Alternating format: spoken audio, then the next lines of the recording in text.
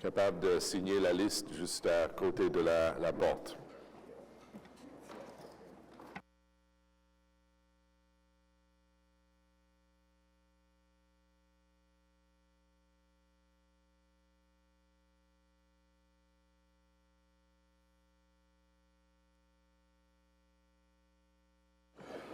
Well, good morning, ladies and gentlemen. Bonjour, mesdames et messieurs.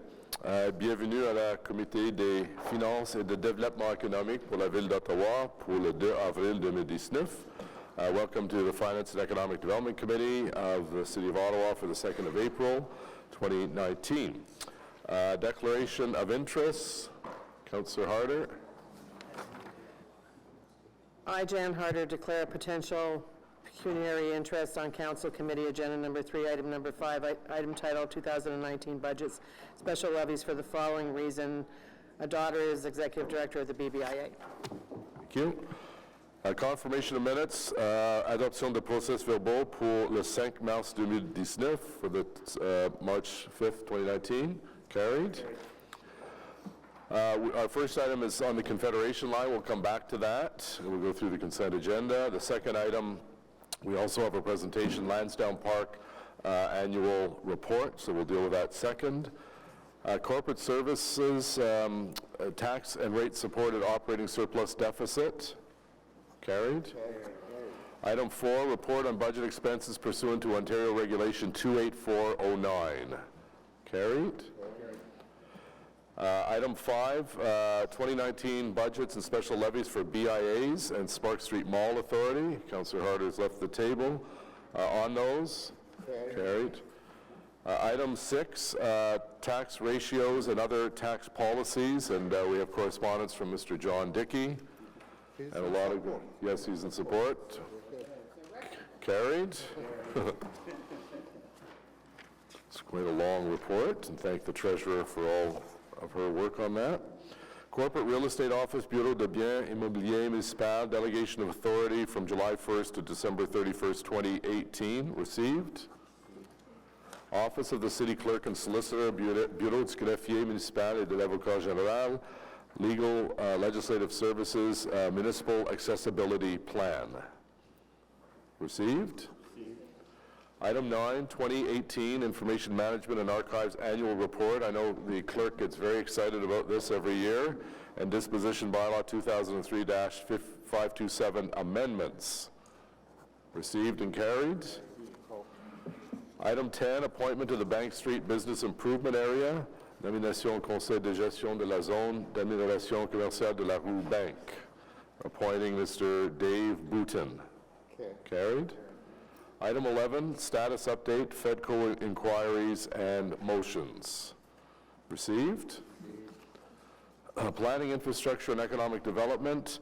Item 12, Montreal Road Community Improvement Plan has been withdrawn and will be on the next agenda. Item 13, infrastructure services, Service d'infrastructure, Planning, Infrastructure, and Economic Development Department 2019 Work Plan. Received.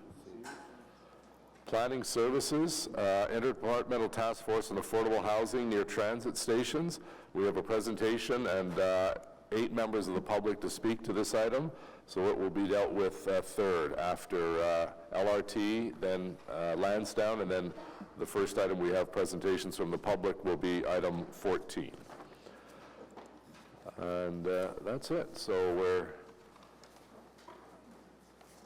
back to item number 1, and Mr. Manconi, perfect timing. We'll ask Mr. Manconi and his staff to prepare at the desk, and we'll deal with item number 1. And as I mentioned, item 2 will be the Lansdowne Park, and then item 3 will be the transit-oriented development housing options, which is a very exciting report.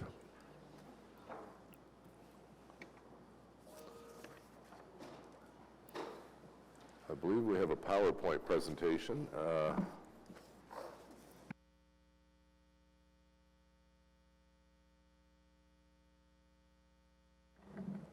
Good morning, Mr. Mayor, members of committee. I'm going to be providing you with another update on our LRT project, and joining me is Mr. Michael Morgan, who many of you know is the Director of Autrain Construction. Mr. Mayor, I'm happy to report today that RTG has been doing some major progress on all fronts. I'm going to be giving you a detailed update on all the elements that we've been tracking. They've moved the yardstick forward significantly, and if things continue in this fashion, we will be very confident, we continue to be confident that we're going to be able to have an RSA date by the end of Q2, as we've talked about in the past. Mr. Mayor, the elements that you've seen before are listed on this slide here, and I'm going to be going through all of them. Everything from fleet availability to station occupancy, the tunnel ventilation system, the testing of our control system, our operations center, the assurance program, and the end-to-end practice running, which, as you know, you've heard me say before, is the practice that leads to the 12 days of continuous running, which I will be talking about in my presentation. And I'll give you an update on winter operations and what we've done in that regard.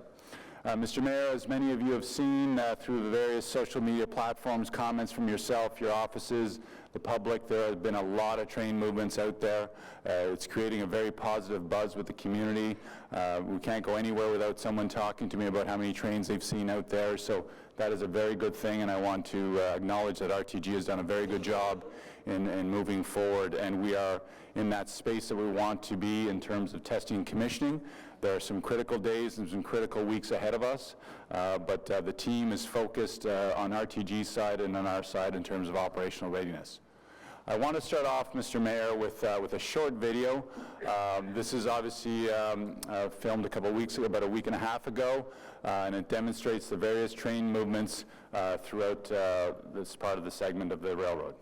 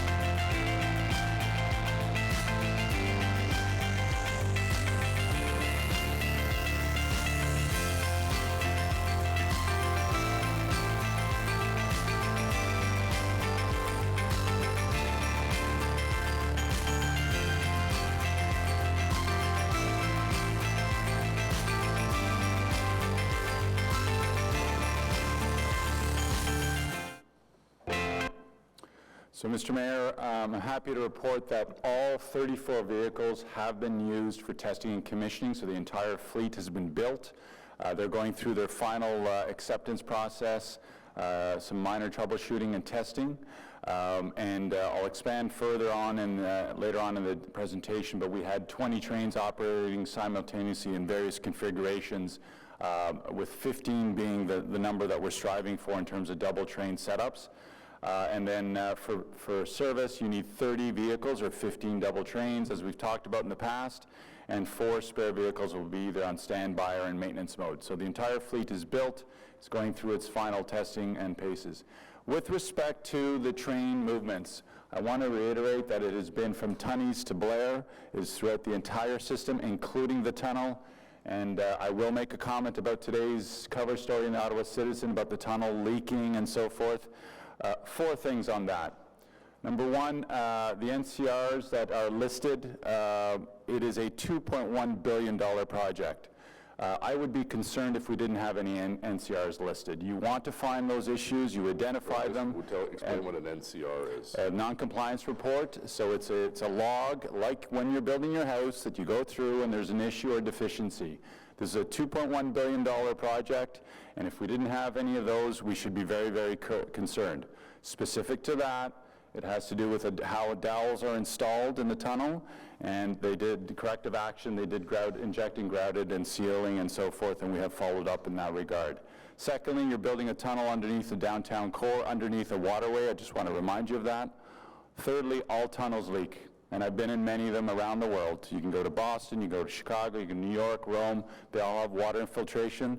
And lastly, you have 2 sump pump systems in our tunnel, which all tunnels have sump pump systems to collect the rainwater from gravity or minor leaks or snow on the vehicles and so forth. So this concern about the tunnel leaking, I just wanted to be very frank and open in that regard and address that today.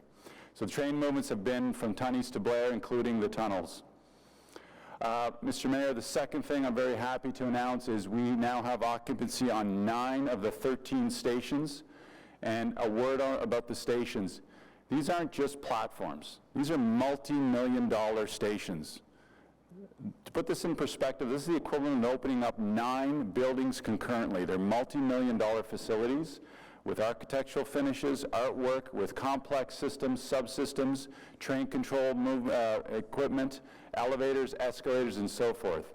So the stations that now have final occupancy, which we can now move in for operational readiness and testing, is Blair, Sirville, Tremblay, Lees, U-Ottawa, Herdman, Bayview, Pimsey, and Tunney's Pasture. The remaining 4 are minor in nature. There are 2 that need some electrical louvers final commissioning and testing for ventilation, and 1 needs a manual louver. And then there's a final fit-up on Saint Laurent, which is minor in nature. So those are the underground stations. Those are literally days away. And I want to thank Frank Bedin and his building inspection team. They've been phenomenal. They've put an amazing amount of resources out there to ensure that these stations meet all of the building codes so we can move forward. So 9 of 13, and the rest are literally around the corner. The tunnel ventilation system, that's your critical system that deals with smoke or fire, heaven forbid if that were to occur. It is going very, very well. I've got some photos of a final smoke tests that we've conducted. We're literally in the final stages of some test reports, engineering approvals, and so forth. And this picture is of the tunnel that we never talk about. It's the other tunnel that exists, which connects the storage and maintenance facility to the main line. This is where your trains are deployed in the morning and come back in the evening. And I share this photo with you to show the complexity of testing. This tunnel does not have mechanical ventilation. It uses gravity. It's got a series of louvers over top of it. And to the right, you see Ottawa Fire personnel, who are the only ones, obviously, that are permitted to do what's called a controlled hot smoke test. And what you're looking for is what you see in this next picture. The smoke is being drawn out of the tunnel to those louvers and openings within the connector tunnel. So just an example of some of the testing and commissioning and the complexity behind the scenes. The train control system, another major check mark. All 34 vehicles have the functioning and tested Thales communication-based train control system that you heard me talk over and over again about. The testing is underway. We just did a final software upgrade and it went very, very well. It's going through some regression testing, which it needs to. There are no issues and no concerns. We have 29 of 34 Thales, that's the supplier of that control system, safety certificates. The remaining 5, there are no major issues with them. They need to go through what's called a system electrical load test, which I'll talk about in a few moments. So we are trending very well on the train control systems. Those train movements that you see out there, including today, there's, I believe, already 3 double trains deployed this morning. They're running on full communication-based train control system. So to make that crystal clear for everyone, the system is being operated in full automated mode. The operator is in the cab at all times, but those trains are moving from Tunney's to Blair, meeting their train headway times and so forth as designed. So we're into final end-to-end testing, performance testing of the system. With respect to the control center, this is where everything is seen and viewed and managed. The commissioning is going very well. There are about 4 minor software modifications that Mr. Morgan and Mr. Charter are working on with RTG to finalize, and they're associated with building management systems controls from that control center. The testing is finalized, it's being finalized, and there's a handover plan so that we get full control of the system. We are now controlling the entire railroad from the OC Transport Operations Control Center, and those of you that are on Transit Commission that were there for the tour, you saw that. And so it looks like this. This is the inside of the control center. To the right is bus operations. To the left, I'm going to zoom in on that screen, is the train control operations. And what you have is those computers have full line of sight onto every single activity, movement, light that's on, fan that's on, train, elevator, escalator, and so forth.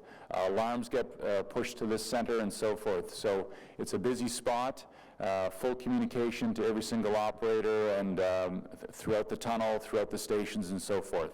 On the bottom is your grid of your schematic of your railroad. To the top are the cameras, and off to the right is a sample of a screen of some of the functionality that they can manage systems and subsystems within the control center. So that is now live and being used for operations. Number 6 is the power system testing. This is a load test of the electrical system. What we do is you load up portions of the network with multiple trains, and you stress test the power system to ensure that it can draw everything it needs to from multiple vehicles and can handle the loads. We are not concerned about this one, but it's a necessary thing that we need to do to get another check in the box to ensure that everything is robust and working the way it's supposed to be working. We've had no issues on power to date, so we believe this one should go well also. The system assurance, that's your independent safety auditor, working hand in hand with RTG and with OC Transpo. Things are going well. Did a very important field walkthrough of the system. He was pleased with what he saw. We are trending very well on all the documentation. There's, I believe, 24 macro report, and then behind that is literally thousands of pages of documentation. We have done a deep dive on that, and things are also trending well, and there's no major concerns in that regard. Number 8 is practice plan running. This is, in plain English, studying for the final exam. This is the lead up to the 12 days of consecutive running that RTG needs to do as the final check. So what's been going on in this regard is, as I've said before, we've used all 34 vehicles, so they've been on the track. We've had everything from 17 singles and 2 doubled vehicles. We went up to 20 single vehicles, which was very important. That's a stress test of the system to make sure the train control systems can handle all of those multiple trains going over the systems to pick up where they are, their locations, and so forth. That went very, very well. But it also demonstrates that it can handle a high frequency of trains. Remember, you're built for 30 to 50 years of capacity, so you can get down to 90-second headways. So that's almost approaching subway volumes in terms of frequency. So that 20 trains going from Tunney's to Blair was a major milestone for the entire program. So we're now transitioning to double vehicles, and that's what you're going to see starting this week. We had 6 out last night. We've already got 3 out this morning. That's going to increase, and we're going to mix it up also with doubles and singles and start doing that load test in various parts of the system. And that will migrate into 15 double vehicles operating during a scheduled period the way they're supposed to when we go into full service. Winter operations, we did a deep dive on this with RTM and RTG, and I can tell you that the RTM board also ordered RTM to make sure that they got all available resources they needed to ensure that things improve. They have done that. There's new equipment that has rolled in both from a lease perspective and a purchase perspective. We had a deep dive on that. We also reviewed the plan, the modified plan yesterday with them. And we have our rail experts that have run winter rail operations reviewing the plan and giving their independent assessment to me personally on that. So this is trending well also. Operational readiness is also very important to us. You've heard a lot, both on social media and in the media, it's mainstream media, about the Tunney's pasture stress tests with the bus operations. We did that this Sunday. Over 200 staff were there. I know Chair Hubley was there, and the local councillor was there observing it. And what this is important because Tunney's is your busiest bus to rail transfer. It's probably one of the busiest in North America. Chicago compares in terms of some of the volume. To put it in perspective, about 160 to 190 buses an hour will be streaming into that location, transferring people from bus to rail. Blair is very busy, and then Herdman is also very busy. But until you open up stage 2, we need to keep a careful eye on this one because of the volume. So I'm happy to report there were no major issues. We teased out things that need adjustments, so there's some bus stop and some shelters that need to be moved, and the traffic signals that control the movements next to the station. This is a very short video. We, like I said, we had 200 staff member there. We had a bunch of technical and planning staff there. We also had drone video footage, so this is an accelerated video footage of what was going on at this location. So you're seeing there different bus configurations, 40-footers, articulated buses, double-decker buses, and what you're looking for is that there's continuous movement throughout the operation, and then there's also a subset of scenarios where they stalled buses and did mock accidents and things like that. So nothing major, but it was a worthwhile exercise. And before all this, we obviously do the computer modeling and the manual modeling to see where we need to go. The other readiness element is taking care of our customers. We had a very good meeting at Transit Commission a few weeks ago where we talked about the Ready for Rail campaign. We reminded everyone that it is about the customer and we need to take care of them. We have a great plan where we're going to have hundreds of staff personnel out there watching over people, making sure that they know how the system works and assisting them. Council, every member of council should have received their package. I know Chair Hubley and the West End councillors have a session being organized for their residents, and in the East End, other councillors, Luloff and Dudas, and I believe Tierney are also doing East End workshops, and Councillor Blais. I think those are great things. We're ready and available to assist in anywhere we can. The handover requirements, you've seen this before, but just to remind everyone, we need all the safety documentation. It's required under the project agreement. All of the construction work needs to be done. Minor deficiencies or minor things, just like your house building, are permitted. We need the 12 days of consecutive running. They need to pass that. The safety auditor compliance reports, the operational readiness on all fronts, including maintenance. With respect to a revenue service availability date, we do not have one right now. We're working with RTG, and as I've said at the last meeting, we'll release that when we have one that they believe they're very confident in, and we are. But to reiterate, we are still tracking to RSA by the end of Q2 of 2019. So the next steps towards revenue service availability is monitoring all our critical elements that I've outlined today, continuing our operational readiness program. And Mr. Mayor, I just want to take a moment to acknowledge OC Transpo staff. While the excitement is out there for the trains and the stations and so forth, there are thousands of OC Transpo staff that are working, continuing with our bus operations, which is improving every single day. The complaints are down. We've got hundreds of people working on the logistics to launch this service.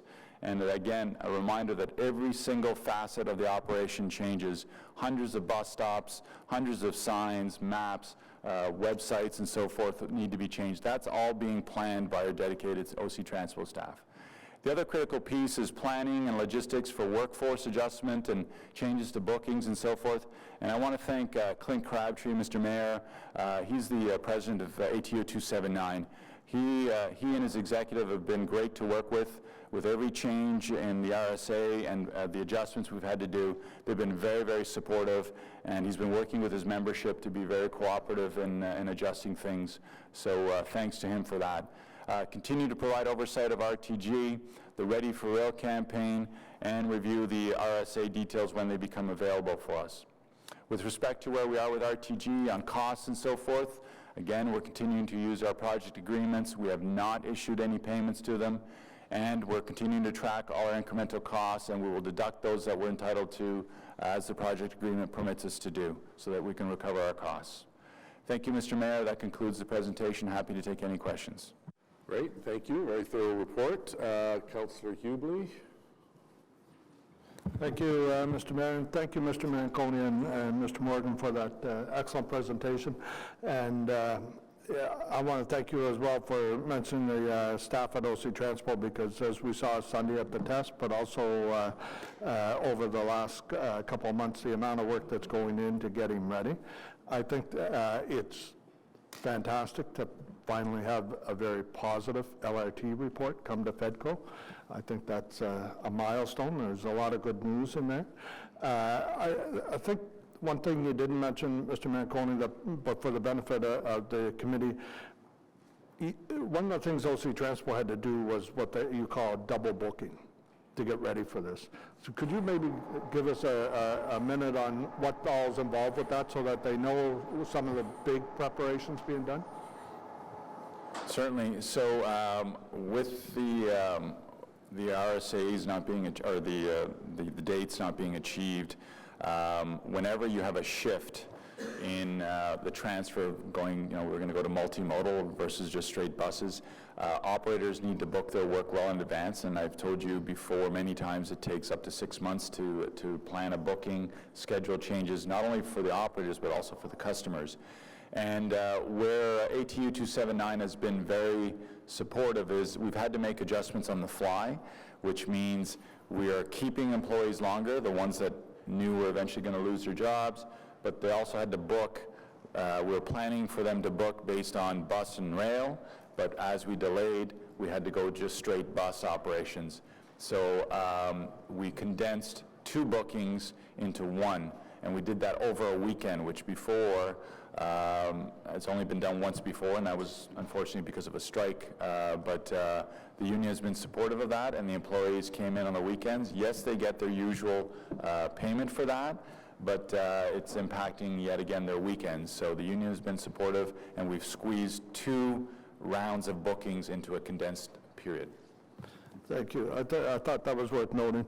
The other thing I want to ask you about is, you mentioned earlier about the citizen report, about the non-compliance reports. There was also some attention on local radio about the water leakage into the tunnel, for example, in the stations. It mentions both. And there was a reference to needing hip waders to get in.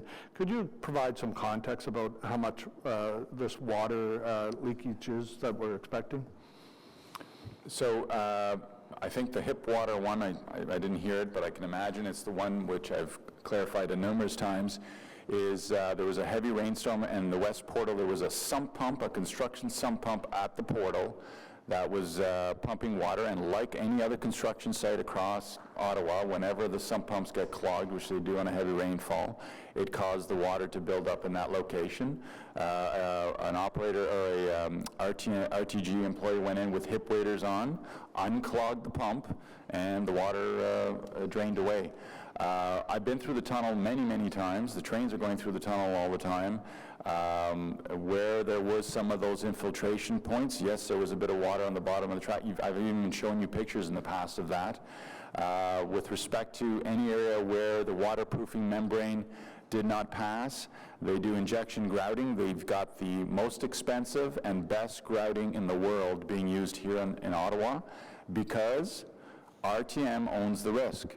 And if the system fails, they don't get their money, and there's dire consequences to them. So it's in their best interest to make sure that it's solid and the membrane is doing what it needs to do. But as I've said over and over again, there's minor leakage in any tunnel anywhere in the world, and there's nothing significant. Otherwise, we wouldn't be running trains through that. Thank you. And in closing, Mr. Mayor, I just think it's important that with these non-compliance reports, we hear about what the problem was, but we don't always hear what the solutions were. And most of these reports, Mr. Manconi, if I'm correct, everything gets responded to, or some sort of an answer is attached there as to what we're doing to fix that issue. So it's worth following up with you if anybody has any questions about non-compliance. Thank you, Mr. Mayor. Thank you, Councillor Hubley. Councillor Dudas, please. Thank you for that presentation, and I can attest to the fact that excitement is certainly building for the train to launch and seeing all the trains. So thank you for all the work you've done, as well as OC Transpo and RTG. I know that you've done testing for operations at Tunney's, and I was just curious as to if you're still intending to do so at Blair to see what the load would be and how operations would flow, and when you intend to do that. Yes, I believe I don't know if the date has been picked, but yes, the intent is to do that also. We've done Herdman, we've done Tunney's, and Blair is the last one that we have to do. And you'll let the East End councillors know that date, Mr. Manconi? Absolutely. Okay. Any other questions? Well, thank you very much.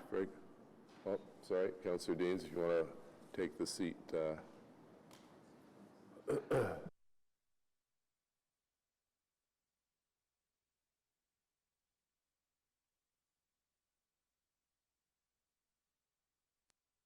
Thank you, Mr. Mayor. I just want to understand the RSA date. I thought, as part of the contract, RTG was required to give us, within a specific time frame, a new handover date, and then, of course, if they don't meet that, there's another penalty. So when are they required to give us a new RSA date? So the last one was March 31st, so they have 60 days after that to give us a new date. So the end of May, by the end of May, they have to give us a new date? Correct. Okay. Okay. And I just want to understand the winter testing, because you made a comment about winter testing is going well, but of course we don't really have any snow. So how will we be satisfied that these vehicles will run in winter conditions? How can you test that without winter conditions? Well, we actually have had winter testing all winter long, and we all know the story behind that one stuck vehicle. I'm not going to go over that because I've explained it 100 times. But I do have video footage, Councillor, if you want me to share it with you, of the last storm. It was on a Friday. We had 7 centimeters of wet snow in about an hour and a half. There was total gridlock across the entire city because everybody was stuck in traffic, and our trains were running through that entire snowstorm without an issue. That was after all those stories of the vehicle that was stuck in the snow. But to reiterate, I mean, you don't have to believe me. You just go on Twitter, YouTube. There are videos of trains running through the snow the entire winter season without any issues. We had one stuck train that I've explained as to what occurred there, and I would be a fool to launch without knowing that those trains can operate in winter conditions. They're contractually required to do that. They've been tested in winter conditions. And as I've said before, I don't worry about the trains running on the tracks in winter conditions. The things that we should be worried about, and we've had a lot of discussions with RTM and RTG, is ice buildup on the catenary system, the electrical wires. Thank you for that. We had also heard some reports of troubles with coupling and uncoupling of the trains. Can you confirm if the trains are being successfully coupled and uncoupled and tested the entire length of the track? I don't know who's saying we have trouble with coupling and uncoupling trains. We've coupled and uncoupled thousands of trains for months. Thousands of trains? Because the last time I asked, it said it was a bit of an onerous issue to couple and uncouple those trains. It's not a simple maneuver. Correct, but we've been testing the coupling since those trains rolled off the assembly line 3-4 years ago. We've been coupling and uncoupling. I think people need to be careful as to what they're sharing, because the issue on the coupling is, what I said last time is, once a train is coupled, if you decouple them, the systems need to ensure that they're talking, so the TALUS systems and all those subsystems need to be carefully aligned. So, but part of the testing is coupling and uncoupling trains. And when I say thousands, it's because there's 34 trains and we've been doing movements for years out on the line. So I don't know what you're being provided in terms of issues. I haven't said we've had troubles coupling and uncoupling trains. We had 6 coupled trains last night out on the system. There has been a lot of testing about the CBTC system, ensuring that train 1 and train 2, when they're coupled together, speak to each other. And that's part of the regression testing and all the testing and the software upgrades that I've been talking about. But the coupling mechanisms are working fine. Okay, and when do we expect to start the 12-day end-to-end run testing? RTG has to give us that date. They want to move to as many coupled trains as possible, get to 15 of those to do the practice running, and once they're confident with that, then they want to give us a date for the 12 days. So no sense of that yet? No sense. Okay, those are all my questions. Thank you. All right, our next item is Lansdowne Partnership Annual Report. Our city manager and our partners from OSAG are here, and we welcome them.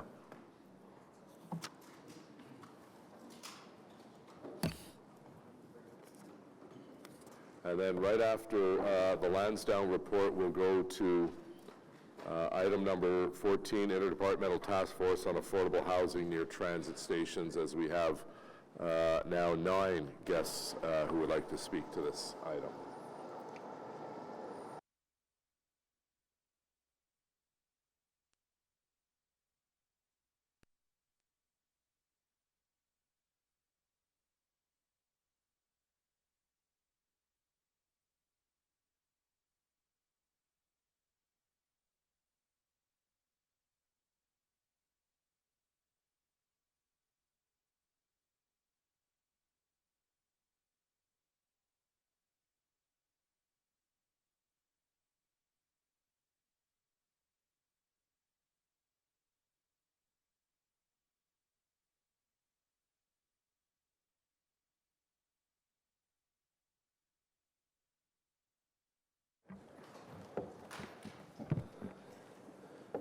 Good morning, I'm Mark Yowdy, President and CEO of Ottawa Sports and Entertainment Group, and to my left is my friend Roger Greenberg, who is the Executive Chair and Managing Partner of OSAG.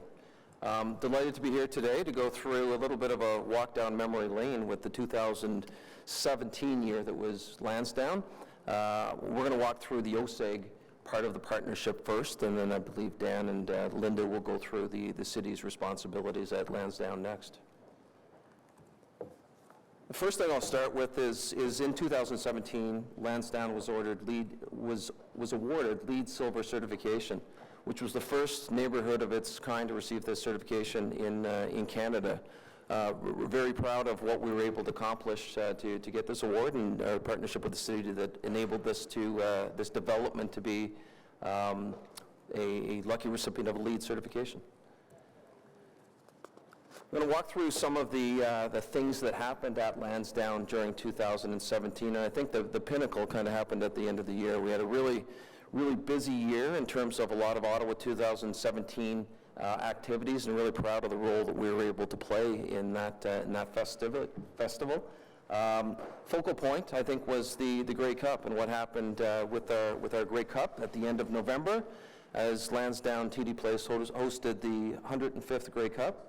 10 million TV viewers and 35,000 fans watched a perfectly Canadian spectacle as the snow arrived on cue and Shania Twain arrived by dog sled at halftime. And I think it was a great game, and it was regarded as one of the best Grey Cups that have been hosted. And I think we've set the bar very high for Grey Cups that have come and are going to be coming in Canada. A really important part of the Grey Cup is the festival. That's the week-long activity that happened leading up to the Sunday game. And what it showed off, I think, is what we're able to do at Lansdowne. Lansdowne is in a lot of ways a Rubik's Cube of a whole bunch of things that we can bring to the table in terms of animation. And our ability to wrap in the horticulture and the Aberdeen, the Great Lawn, the stadium itself, the Aberdeen Square made for a really magical week leading up to the game. Estimated 250,000 people joined us for the Grey Cup and the Grey Cup Festival, which is pretty astounding. And one of the successes, and we heard back from particularly the visitors that we had, was the ability that we were able to do moving people to and from the site and the transportation plan that was in place. I'll come back to that a little bit later, but I think it's really one of the successes that we've enjoyed at Lansdowne. In terms of some of the visitor spending and the numbers that are attributed to the economic impact of Lansdowne, We had a study done by the Canadian Sport Tourism Alliance. $31 million of direct spending at Grey Cup. In terms of overall economic activity, $70 million generated in Ontario, and 28,000 visitors outside of Ottawa traveled to Ottawa to experience the festival and the Grey Cup. So a very successful festival and Grey Cup by all measures. 2 weeks later, we had the pleasure of hosting an NHL hockey game between our hometown Ottawa Senators and the Montreal Canadiens. It was the NHL 100 Classic, and it was celebrating the 100th anniversary of the first game played in the new NHL back in December 19th, 1917. Beers froze as we again welcomed 34,000 fans to TD Place in Lansdowne, and everybody left TD Place happy as the home team won the game. I'm very proud to also report that the NHL Classic and the Grey Cup won co-events of the year with Ottawa Tourism, so I think we did a really good job of showcasing Ottawa, showcasing Lansdowne and TD Place to the rest of the country. We don't have an opportunity to have an NHL caliber rink in our backyard often, so we took advantage of that to have an OHL QMJHL hockey game between the Ottawa 67s and the Gatineau Olympics the next day on the Sunday. We had 10,000 fans from there, and I think it's rekindled the rivalry that used to exist between the old Hull Olympics and the Ottawa 67s. It was such a success that both the Quebec League and the Ontario League have decided that should be a staple in our annual schedule. So 2018, and it'll happen again in 2019, we get to play the Gatineau Olympics home and home as part of our regular season schedules, which is pretty cool. In terms of our sports teams, Red Blacks, despite losing to the Saskatchewan Green Whites in the Eastern Conference semifinals, didn't make the Grey Cup that we're hosting, which is unfortunate, the second time in our 5-year history. But on the field, the Red Blacks had an outstanding season. We sold out every home game. And again, unfortunately, weren't able to cap it off with a Grey Cup visit. I guess it's not a visit, a Grey Cup appearance in our hometown. Our soccer team, the Ottawa Fury, played its first season in the United Soccer League. We had moved from the NASL before that. We averaged about 5,000 fans a game, which is continued. We've grown soccer about 20% a year since we started in 2014. So done a very good job, I think, bringing professional soccer to Ottawa. Highlight of our 2017 year is our 2-1 victory over TFC of the MLS as part of the Canadian Championships at TD Place. Unfortunately, we lost the second leg of that aggregate total goals series to Toronto when we played the next week back in BMO Field in Toronto. Ottawa 67s, during the year, the back half of the year, that was 2017, was our 50th anniversary year, and we did a lot of, I thought, really good work around 6750, honoring kind of what's happened for the last 50 years with 67s hockey. I think from the 67s perspective, we lost our market when we moved out west during the construction of Lansdowne, and we've been working really hard to regain kind of the relevancy of junior hockey in the 67s in Ottawa. It started in 2017 and with our 50th anniversary, and I think we're seeing the fruits of that labor right now. We had an outstanding second half of the season here, both on the rink, most points in the history of the Ottawa 67s, and I have a long history with the 67s. My uncle was Howard Darwin, so I've been coming to the rink since I'm about 4 years old. So really proud of what we were able to do. We have an outstanding off-ice team in terms of our hockey operations group. And the fans have responded, and I think that's put us back on the map with junior hockey in Ottawa. We enter round 2 of the playoffs here Friday and Sunday, and look forward to a long run in the playoffs and a full building here as we proceed trying to bring back the 3rd Memorial Cup to Ottawa. Some of the other events that we hosted in February, we hosted the Davis Cup, where Canada played England. 3 days of tennis, and it's one of the most exciting things I've been a part of and I'm not a tennis fan, at TD Place. 3 days of tennis, 25,000 raucous tennis fans. Unfortunately, Canada lost in its final match. I think it was probably the first time that many Canadians heard of teenager Denis Shapovalov, and we won't go through kind of exactly that, but Google TD Place, Davis Cup, Shapovalov, umpire, ball to the eye, and kind of that's an unhappy end to Canada's bid to move on in Davis Cup action, but it was a really good event. Canada Figure Skating Championships happened in January and really started off our kind of celebratory year. The feature act there was Virtue and Moyer. Week-long event. We're really good at Lansdowne of hosting these multi-day events. People like coming down to the site. They like participating in all that Lansdowne has to offer, particularly when there's 2 events in a day where people can go off to the restaurants and come back for the second leg of things. Week-long event, again, we had 35,000 people coming down to enjoy Skate Canada. Guns N' Roses and Our Lady Peace performed at the Stadium, TD Place, in conjunction with Ottawa 2017 in partnership with the city. 24,000 people joined us for that on a beautiful evening in Ottawa. Happy to report after the fact here that Axl Rose appeared on time. We understand that his contract had a $10,000 penalty for every 5 minutes he's late, so the days of him showing up 3 and 4 hours late in concerts starting at midnight are long gone. It was a beautiful, beautiful night. Roger, you enjoyed that, right? Rock and roll, Lansdowne, right? I'm going to let Dan kind of talk to city folk and Escapade, but again, we do a really good job of these partnering with the city to do these type of events. Again, I talked about the Rubik's Cube nature of it, something like Escapade where we can do concerts on the Great Lawn, use the Aberdeen, city folk that uses the horticulture, we can use the arena, so we can kind of cater to what works best for what our promoters and what the people that are bringing acts to Lansdowne want to, how they want to put forth their event. And really proud of the fact, and we knew it was something that we needed to get to, but competing priorities in terms of what we were doing at Lansdowne since 2014. In 2017, we were able to launch the OSEG Foundation. I think we knew that we were going to be able to do a good job of running a foundation, but I'm surprised at how the impact that this is going to allow us to have in the community. We hired a rock star in terms of an executive director in Janice Baresi. The mandate of the foundation is to ensure that all children and youth in our community have the opportunity to play, learn, and develop through sport.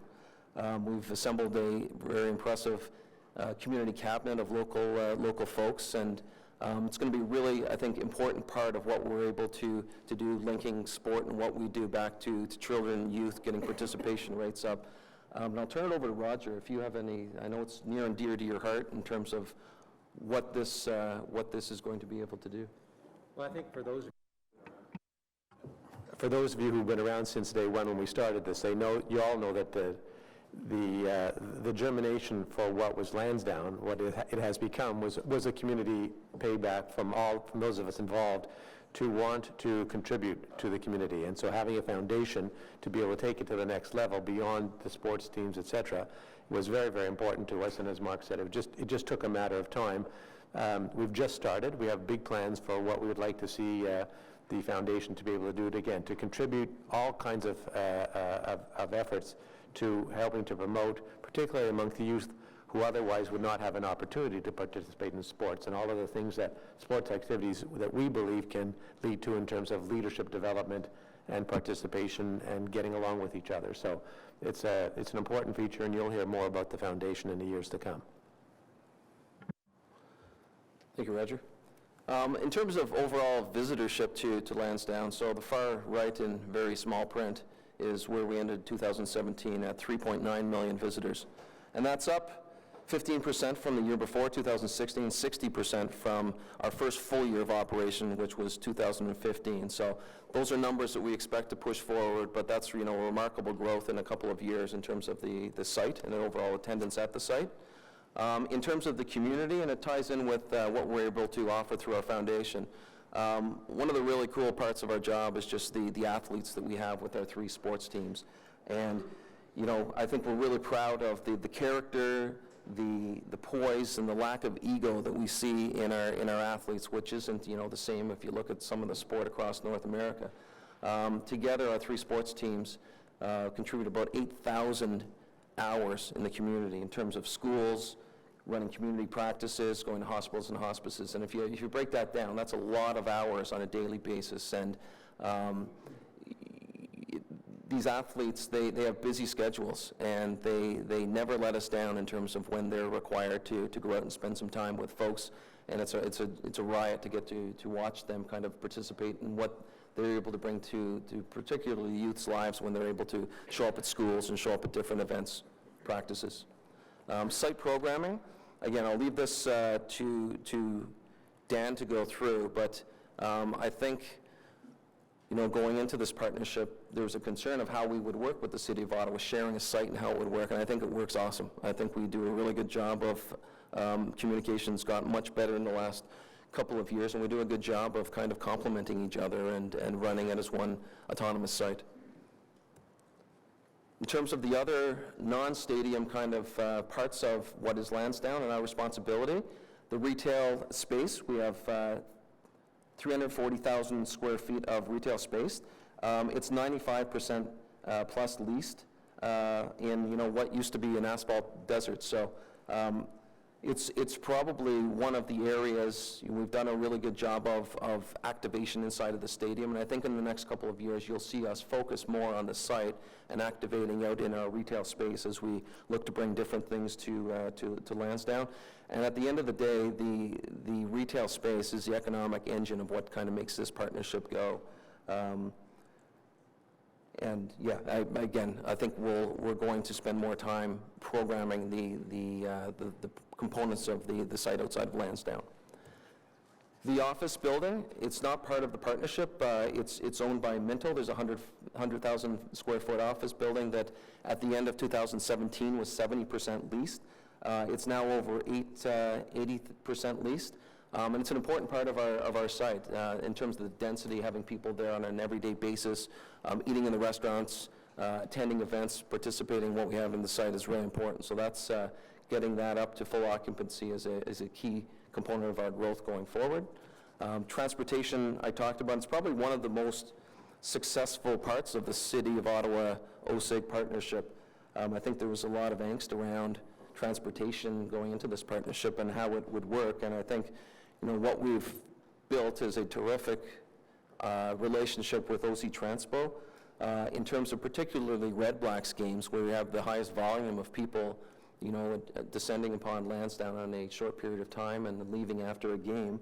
We have 53% of the folks that come to Red Blacks games coming by either OC Transpo or shuttle in our park and shuttle program. And the targets were set, we knew we'd have a Grey Cup back in 2012 when these targets were set, and it was set at 68% for Grey Cup, and what we were able to achieve was 88%, either people coming by shuttle or OC Transpo. And we kind of survey everything, every event that we do, we send out post-event surveys, including the Grey Cup, and it was one of the biggest accolades and compliments we got back, as people couldn't believe staying downtown in hotels and what have you. And, you know, if you go to Grey Cups, you know that there's a contingent that follow Grey Cups around, and, you know, people are on their 40th Grey Cup. It's one of the biggest accolades we got, is they couldn't believe how seamlessly and efficiently the transportation system ran. You know, we had 35,000 people there, probably 50,000 people on site for the day of the game, and I think the maximum wait time to get out at the end was about 20 minutes, which is really remarkable. In terms of the operating results, so you'll see there is our revenue stack from 2012 on the far left to 2017 on the far right. The weird different color thing on the top of 2017 is Grey Cup. So bit of an anomaly in that we had this big event that is Grey Cup. What we were able to achieve in 2017 is $68 million in aggregate consolidated revenues, which is an $18 million or 36% increase over what we achieved in 2016. $11 million of that increase, and that's that hatched box at the top, was on account of the Grey Cup and the Grey Cup Festival, leaving $7 million of an increase year over year on account of the underlying business, so all the other stuff that we do at OSEG and Lansdowne.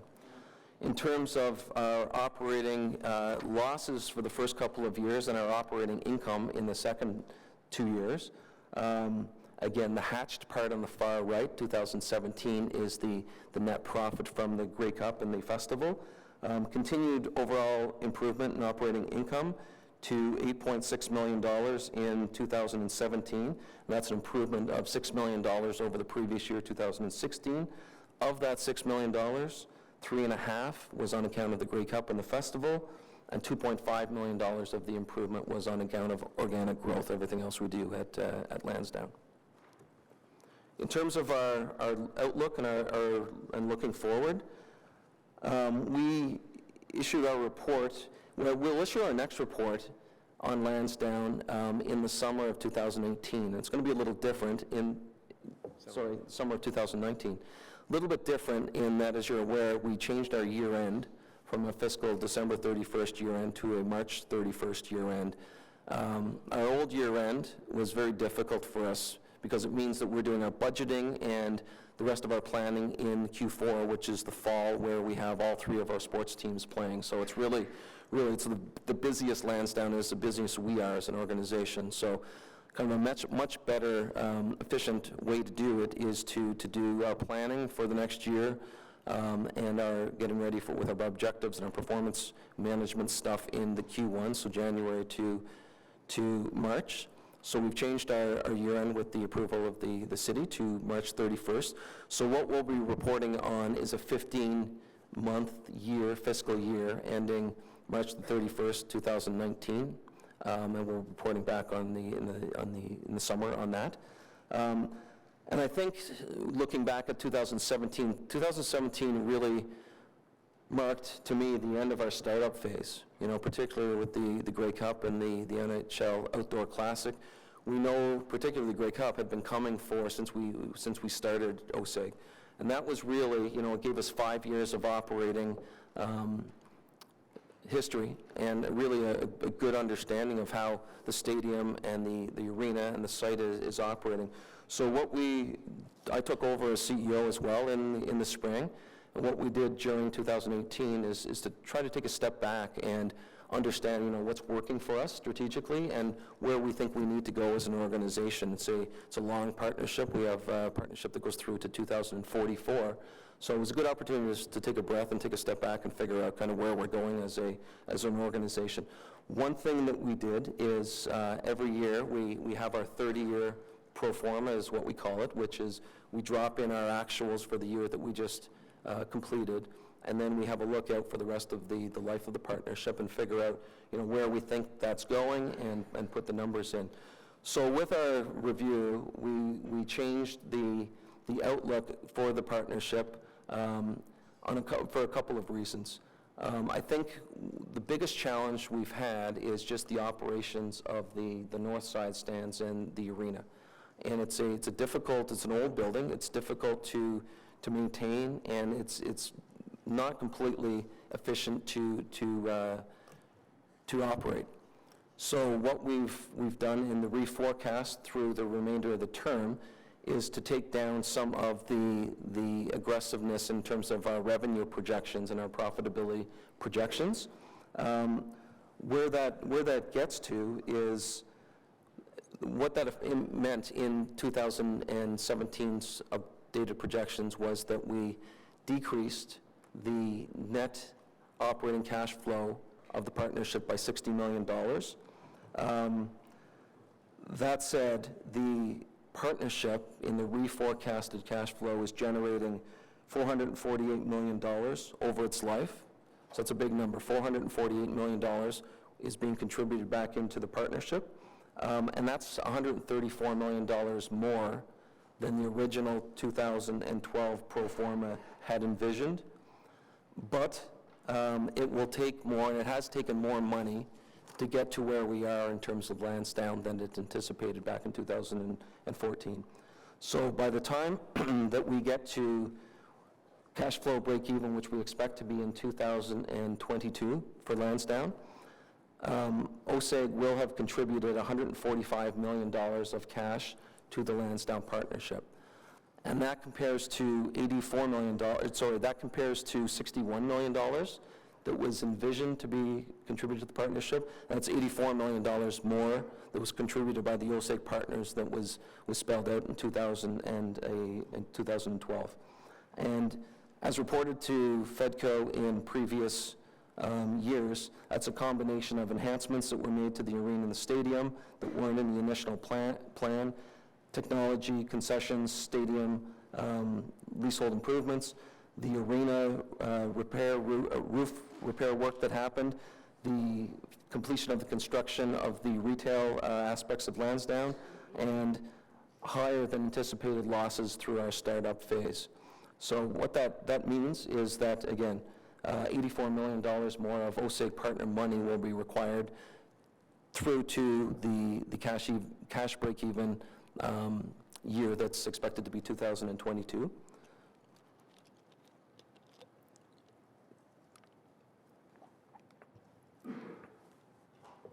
And when we look at the pro forma, what that also means is that two things. With the reduction that we have in the pro forma and in the projections, $102 million worth of money that has been contributed by the OSEG partners, Roger and his partners, isn't expected to be returned to the partners, and the City of Ottawa won't be receiving any return on the deemed equity that they had contributed, which is the value of the land that Lansdowne sits upon. So what are we doing about that? 2018, as I mentioned, we started a strategic review aimed at building on what we've been able to accomplish at Lansdowne. And I think a byproduct of that will be improved performance from a financial perspective. What we know is that people love coming down to Lansdowne. We survey everything we do there, and we got a third-party survey done in the summertime, and what we found out is that if people come down to Lansdowne, they come down on average 5 to 6 times a year, and that's awesome. They give us lots of good feedback of what they enjoy and what they like at Lansdowne. They find it a safe place to be, but in 5 years of operation, a third of Ottawa still has not been down to Lansdowne. So a key component of us information gathering and some of the research we did is try to understand, what is that? Because that's our opportunity if we're going to grow visitorship at Lansdowne, is to get to those people. And what they told us is that, what Lansdowne has to offer for them right now, sports, music, just doesn't appeal to what they want. And more cultural, diverse programming, more experience programming is what they're looking for. Things like a more divergent representation and participation in music, other arts, esports. The Ottawa exhibition came up a whole bunch of times, more winter programming, and on that, one of the things that we're going to be doing this year in 2019 is bringing the Christmas market to Ottawa, and that's a world-class Bavarian-style Christmas market that we're investing quite heavily in, and I'm really excited about what that's going to look like. The clear advantages that we have with the site is a couple things. The site itself, people love Lansdowne. They like the feel of Lansdowne. They like the heritage of Lansdowne. They came to Lansdowne when they were growing up. Our people, we have a fantastic group of folks at OSEG, and our guest experience. I think we do a really good job of hospitality. And I think our opportunity is to figure out how to take that into the rest of the site and manage the site as a whole and bring more diverse programming to Lansdowne. Again, we're in the middle of that strategic review.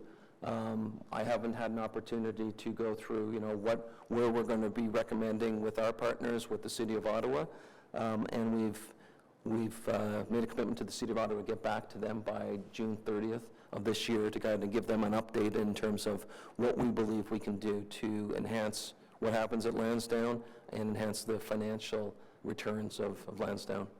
With that, I'll turn it over to Roger if you have any comments on that.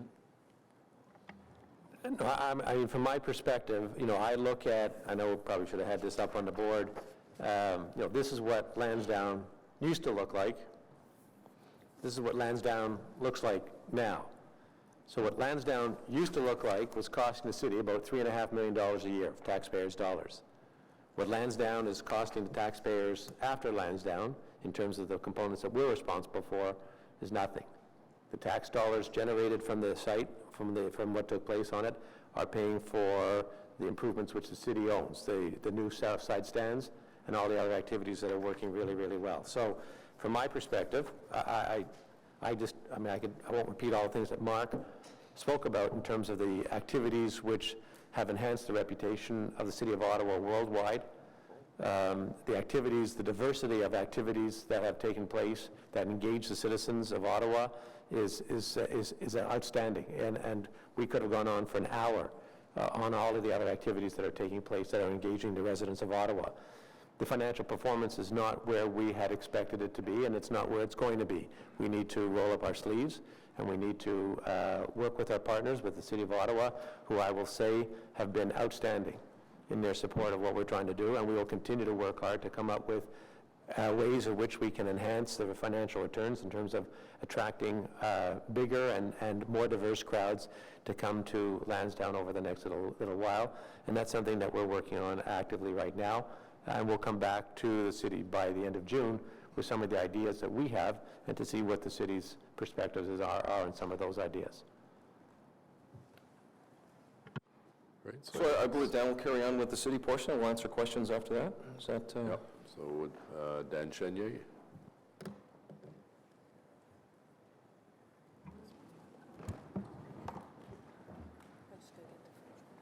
Okay. Okay.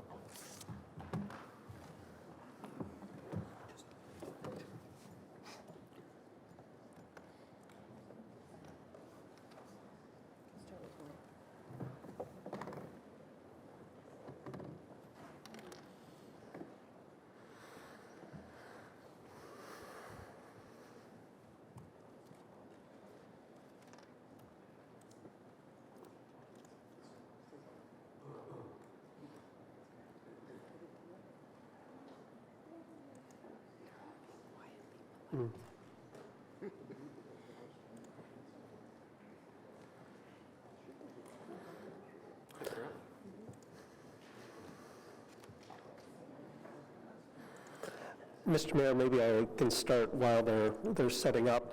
I'm going to talk about the somewhat smaller scale of operation for the community park at Lansdowne and the portion that the city oversees.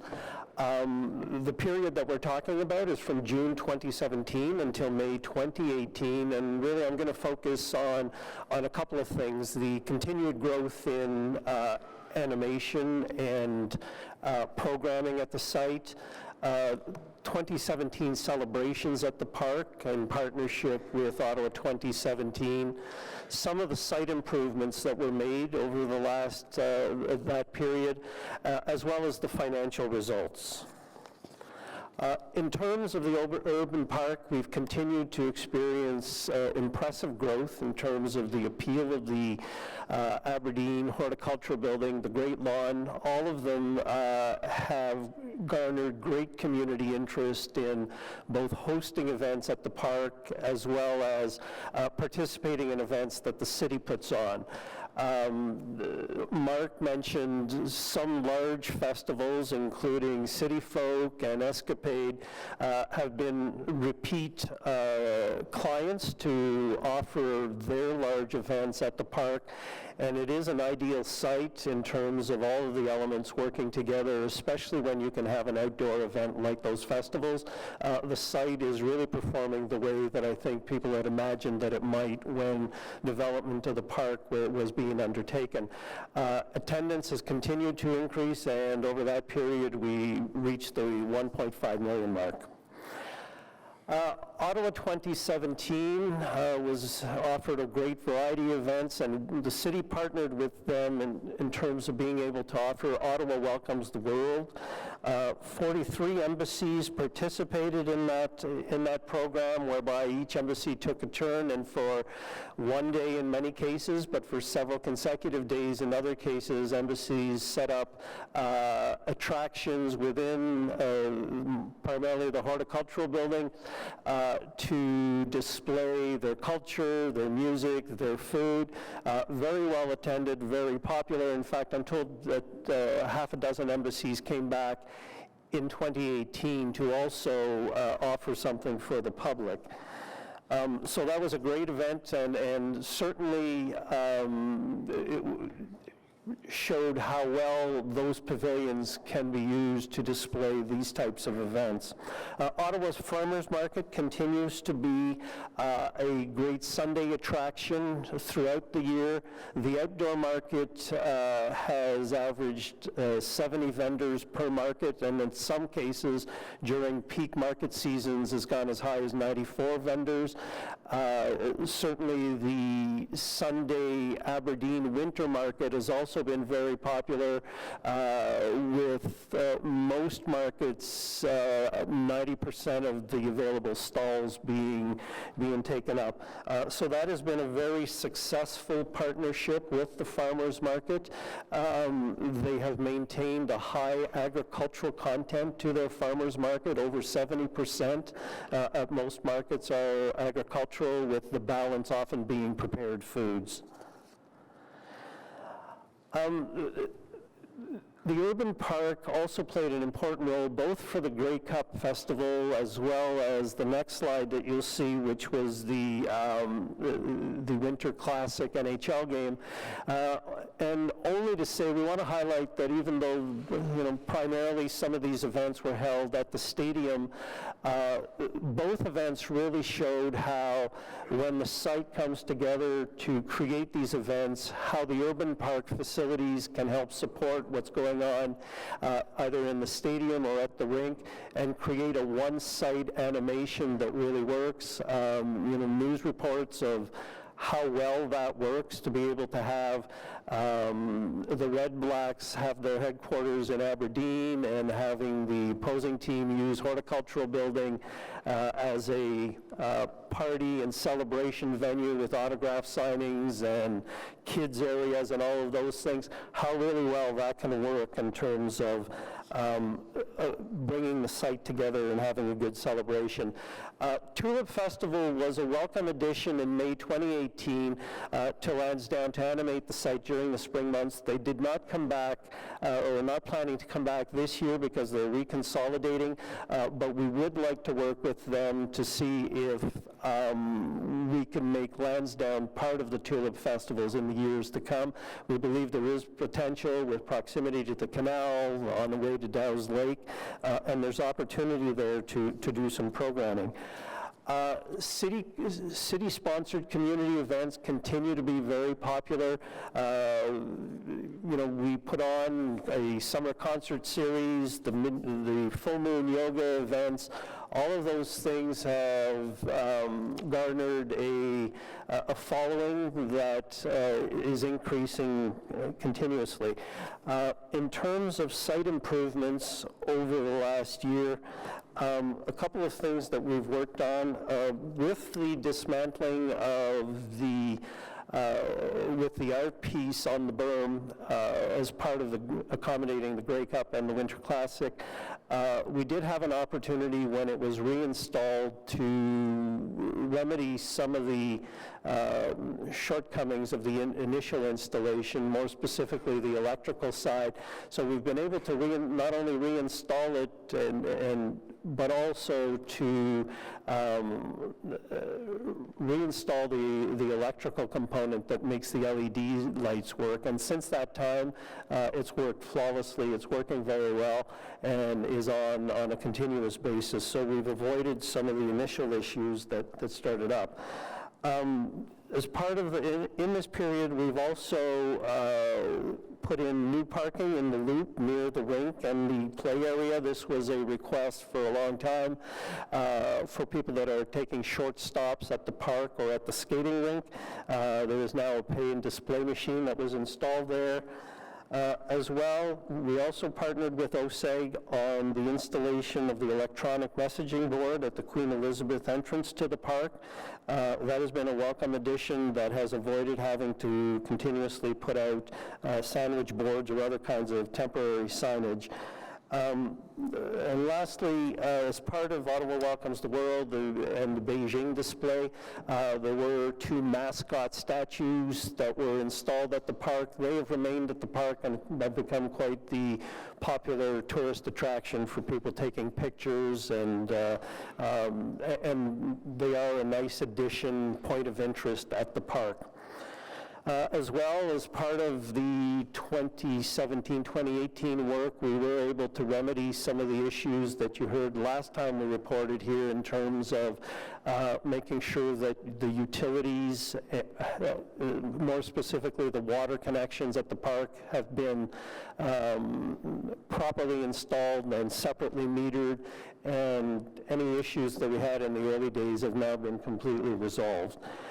In terms of financial results, revenues have continued to grow for the park.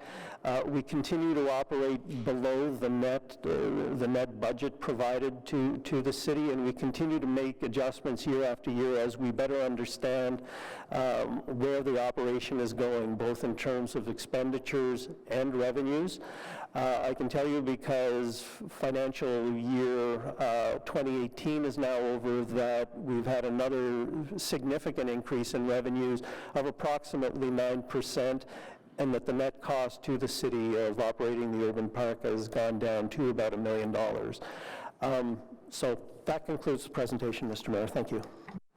Great. Well, thank you very much. I think one of the things that Roger mentioned that's important for us to realize is that prior to the revitalization of Lansdowne, it really was an asphalt jungle. It was not even good asphalt. It was run-down buildings and eyesores, and year after year another building had to come down, the old food pavilion and the Pure Spring and the temporary curling facility.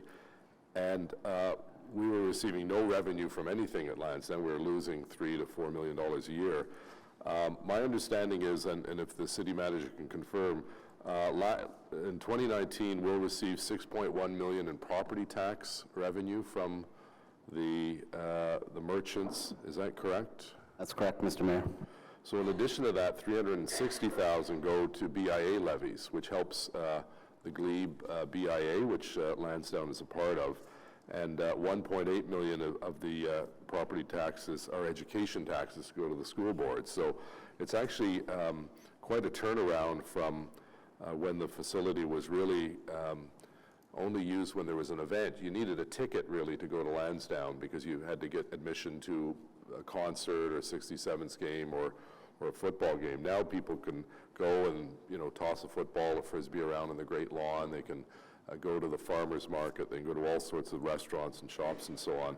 And we're now, in 2012, it was costing us about $3.8 million a year to basically lose at Lansdowne. So I think it's been a very good partnership, and I want to thank our staff and Mark and Roger and your partners for being good partners over the last several years. And I think it's important for us to realize the caliber and quality of events that you're hosting at Lansdowne is world class. When you see the figure skating championships, the Davis Cup, the NHL Outdoor Classic, all of those came together because there were a lot of good-willed people around the table that wanted to make these things happen, and you executed them very, very well, so thank you for that. So questions or comments? Go. Oh, Councillor Hughley. Thank you, Mr. Mayor. I just want to echo what Mark said about people coming down to Lansdowne. Other than coming here to City Hall, there's not a lot that brings me into the city, and I know a lot of the residents in my area, and probably Councillor Sudds as well. They don't travel downtown for very many things. But since Lansdowne opened, that's really changed. I'm almost at the point where I'm going to suggest you open a Canada section at the stand, because I can go down there for a game and run into so many people from Canada and Stittsville, and I know I often take the bus down because it's a great deal, or one of the shuttles that are available, and the party starts at the park and ride. So it's a great event, and you've really boosted the community building by making it available to so many people to come in, and so I want to thank you for it. So I don't have a question, I just want to support your comment that that's what you're doing, and I think you're going to have great success with getting even more numbers, especially if you open that Canada section. Thank you. Great, thank you. Councillor Tierney, please. Great, thank you, Mr. Mayor. First of all, I echo Councillor Hubley's comments. I think it's a tremendous success. We see a lot of great things happening down there. Just two quick questions. First of all, I had some questions from some constituents that frequent on a regular basis. There's some leaks in the Aberdeen roof. You see those bags hanging up there all the time. Is there a plan on cleaning that up and fixing that up? Sorry, Dan. Mr. Mayor, yes, our asset management folks are looking at those rain catchers that you see are temporary measures simply to make the experience down below a little bit better until we do get the roof redone. It's actually 3 roofs, a high roof, the lower roof, and then the pods. And they are looking at a design to look at those. It's going to be expensive, probably a phased project, but asset management folks are looking at that. Great. And my second question, I guess there's been a change from a union perspective when it comes to the Great Lawn, and now IATSE is now, I guess, the group that is responsible for whether it's sound or video, or there's a whole series of different items. Do you see this impacting any of our rentals in the future, or is there opportunities through our festival funding to ensure that those costs can be absorbed? This will be new for this season, Mr. Mayor, so our contract with IATSE does provide them with access to more work than was clearly available before. They've been at Lansdowne for Aberdeen for a period of time. In some cases, it will add costs to the client, and we are working with that.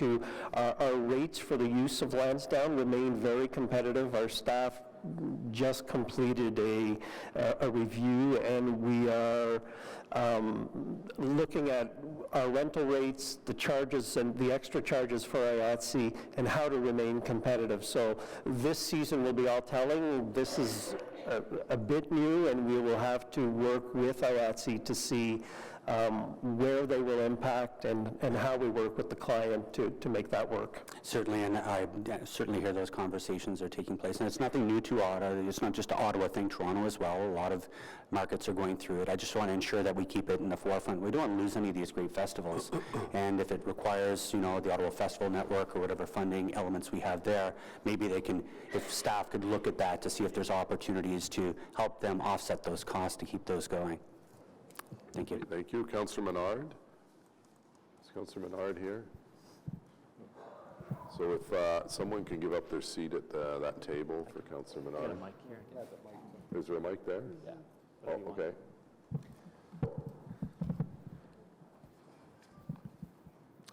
Thanks very much, Mayor. Is that working? Okay. Working. Okay. So just a couple questions, and I have some comments. Which were the 3 recommendations that were made by the AG that haven't been implemented yet? And why haven't they been implemented? Mr. Mayor, the AG had 17 recommendations in his audit, and all of them have been started. Some of them are ongoing because they are a requirement for us to, in some cases, establish a document and then can start to apply and continue to apply it. Some of them required quite extensive legal review of the stacks of contracts between, between the city and the various partners in order to properly capture things like insurance requirements, inspections, all of those things. All of the 17 recommendations, the work has started. In some cases, it isn't 100% complete, but for the most part, they are things that are high volume, that require research, and that has taken some time. And in most cases, the research part is complete. The complete application, where we can say it's completely done, still is not there. Okay, thank you for that. That's relatively good news. So the anticipation is all 17 will be implemented, though, over time? Yes. Okay, thank you. On the distributions, I just want to be clear about the returns, and I want to make sure that the profit is clear. So the total distributions over the 30-year partnership are estimated to be about $448 million. OSEG's returns are projected to be $391 million, and the cities are projected to be zero. So I just want to, on the returns, like the $391 million, is that profit on top of the deemed equity that's already been invested in the deal? I just want to be clear about that. Yeah, it's not returns, it's distributions, so it's amounts turned back, it's not profit. So I think as I was going through, the amounts that the OSEG partners will be putting in will cap out at about $145 million. What they will get back will leave them $102 million short of getting their full investment back at the end of the day. So it's not profits, it's just redistributions of monies generated through the partnership. Okay, thanks for that. One of the interesting things about Lansdowne is we actually offer a portion of free transit to get to the site. So, and I don't mean just ticket revenue, right? If an event is less than 5,000 people, the people are not charged for transit on their ticket, and they get to take free transit to the event. So it exists right now in Ottawa and is being utilized regularly at Lansdowne. I've met with Mark and his team, and we've had good discussions about the site, about the number of visitors that we need per year to get the city's investment up and see a better return for us, about the potential that exists on the site that we haven't realized yet. And I come from the school of bringing, your policy critics and inviting them in to make comments. And so, I think people know, I think the way the deal conceived in the first place, we're seeing a lack of that fiscal sustainability now, and because of the lack of competition when this happened. There was no competition for Lansdowne. Now, the partners that are there now, we're meeting and we're working together. That's not true. Mr. Kanalakis, can you comment on that? And also this notion of free transit. It's part of your ticket. When you buy a ticket, that you get a free bus ride, but it's, Mr. Kanalakis? Yeah, the genesis of the development wasn't based in a vacuum at the time. There was competition actually, and the proposal that we ended up going with, and the partnership that we developed went through rigorous public consultation and political discussion, and what was finalized on it, particularly with the ward councillor at the time, the opposition that was there, what was finalized was, I think, what the best mix of uses for that site possibly could be, based on the context of the time and the discussion that was happening, particularly in the glebe. So I think that the partners and the city maximized the benefit that could happen at that site based on the dialogue and the discussion that was occurring and what was needed to be able to get council's ultimate support for the site. Great, thank you. So just on the free transit portion too, do you want to clarify on that? Yeah, in terms of, it's free for the riders of the transit. OSEG in total, so the partnership pays about $1 million a year in terms of transit costs to be able to offer that. So Yeah, but if it's less $1 than- million is not free. Right, but if it's less than It's $1 million. 5,000, if it's less than a 5,000 ticketed event, it is free, and there is no reimbursement of costs there. Just to be clear, just to clarify on that, and that's from OC Transpo. And we can talk about competition all we want, but at the end of the day, we had a sole source deal, and we're seeing the financial implications of that now. The money that we would bring in from the investment that we made in this, just from interest alone, would have been substantial, much more than what we were paying for the site beforehand. So to say that this is a great financial investment, I think we need to do better, and there's a few things that we can do to get better in this site. And I'll go through a couple of them right now. One of them is looking at bringing in and animating the canal. Think about Granville Island. We don't do that right now at that site nearly as much as we can. We need to relaunch the working group with the surrounding community. I'm committed to doing that with OSEG and the city and bringing those folks in the community that wants to come to this with smaller-based events. For some reason, we don't bring in the local councillor on major mega projects like this. LeBreton, Lansdowne, we're not bringing them in. These are areas that we should be bringing in the local councillor with community there.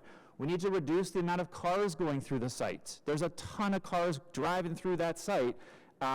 Except to access the parking garage, that's fantastic, but we need to reduce those cars. You can wrap up, Councillor. Sure, I mean, there was a, No, we stopped the clock. okay, well, you asked questions, and so I'm just saying, there's a few other things here. Improving winter utilization. I've had a great chat with Mark about improving winter utilization around Aberdeen Plaza and a second skating rink.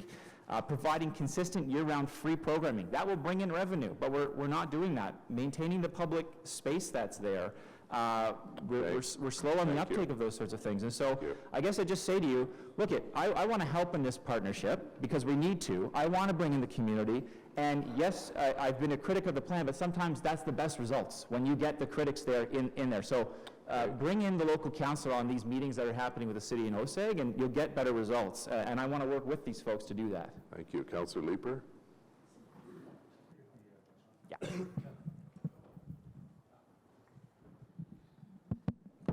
Thank you, Mayor. In terms of improving the long-term financial performance at Lansdowne, you've made some good progress in terms of getting revenues up year over year, even accounting for the fact that we had an extraordinary year in 2017. But when you were talking about your strategic review, you sort of focused on the revenue side. And I think we can all anticipate that given the nature of the site, it's very possible that we can increase revenues even more with the right mix of events.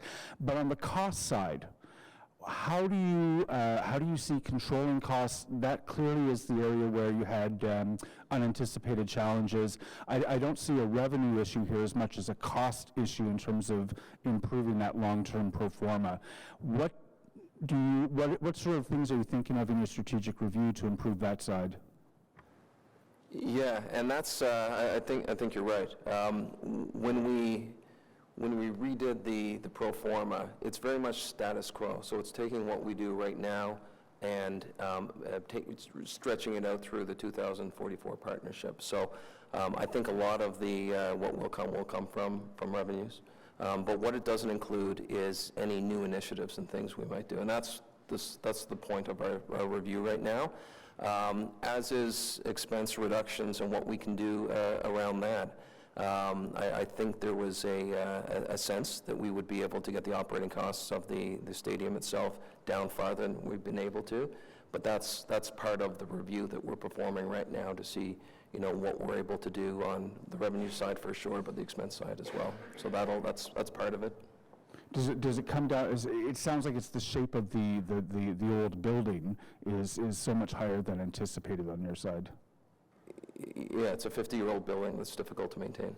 Is there a path over the course of the life of the partnership to distributions back to the city or some kind of return on our equity? Sorry, one more time? Is there a path to a return to equity? That's the purpose of our strategic review, right? Like what we have right now is kind of in terms of the pro forma, is a status quo type pro forma. It's the stuff that we know that we've been doing right now. The question we're asking ourselves is, we've got this wonderful site. Are there cool, neat things that are happening in other parts of the world that we can bring to Lansdowne? And we haven't spent a lot of time on the business development side of our business. We've been kind of focused on what we have at hand and getting the retail open, the sports teams operational, the stadium operational, the site going. So, are there new things that we can and should be doing? And our goal is to be the entertainment hub of Ottawa. So, what does that mean? What does Lansdowne look like going forward, and what can we bring there? So I think it's about a whole bunch of things, and unfortunately I'm not prepared. I can't speak to a lot of what we kind of have in the hopper right now at this point. So, and just help me understand a potential path to distribution. OSEG is going to see a loss of around $102 million. At what point, is it a $102 million gap between, to get you to the point of profitability where you can start distributing back to the city? So is it a question of finding $102 million more in revenue over the course, or of $102 million in cost savings, or some combination of both? Yeah. Or is that the number? Yeah, it's not profitability. This is profitable, right? It's profitable to the tune of $448 million over the partnership. The gap right now before when the city would start participating is $102 million. 102, and that can come either on the cost side or on the revenue side. Correct. So I'll be interested, and your timing for that review is June.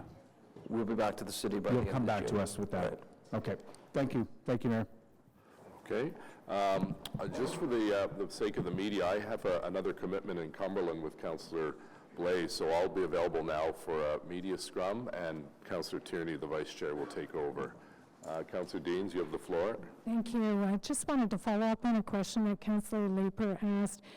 Would it be fair to say that the major issue, or the drain on the financial pro forma, is that north side building and the age of the building?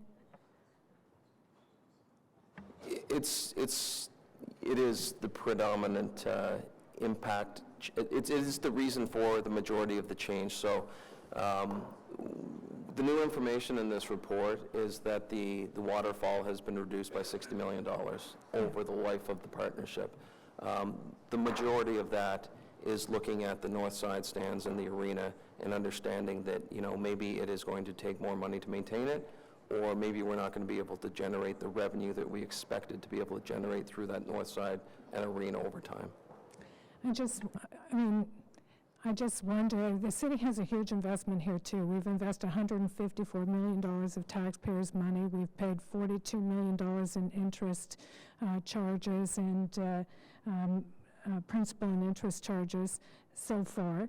I guess I just wonder if there should be some conversation about that building, about the north side building in the life of this partnership, if there is a way to improve the financial performance both for the partnership and for the city by improving that building. And, once you have a huge investment in a site like Lansdowne, and there's lots of good going on at Lansdowne, I'm the first to say, I think, the site is animated, people are attending the site, but the financials don't look that great to me.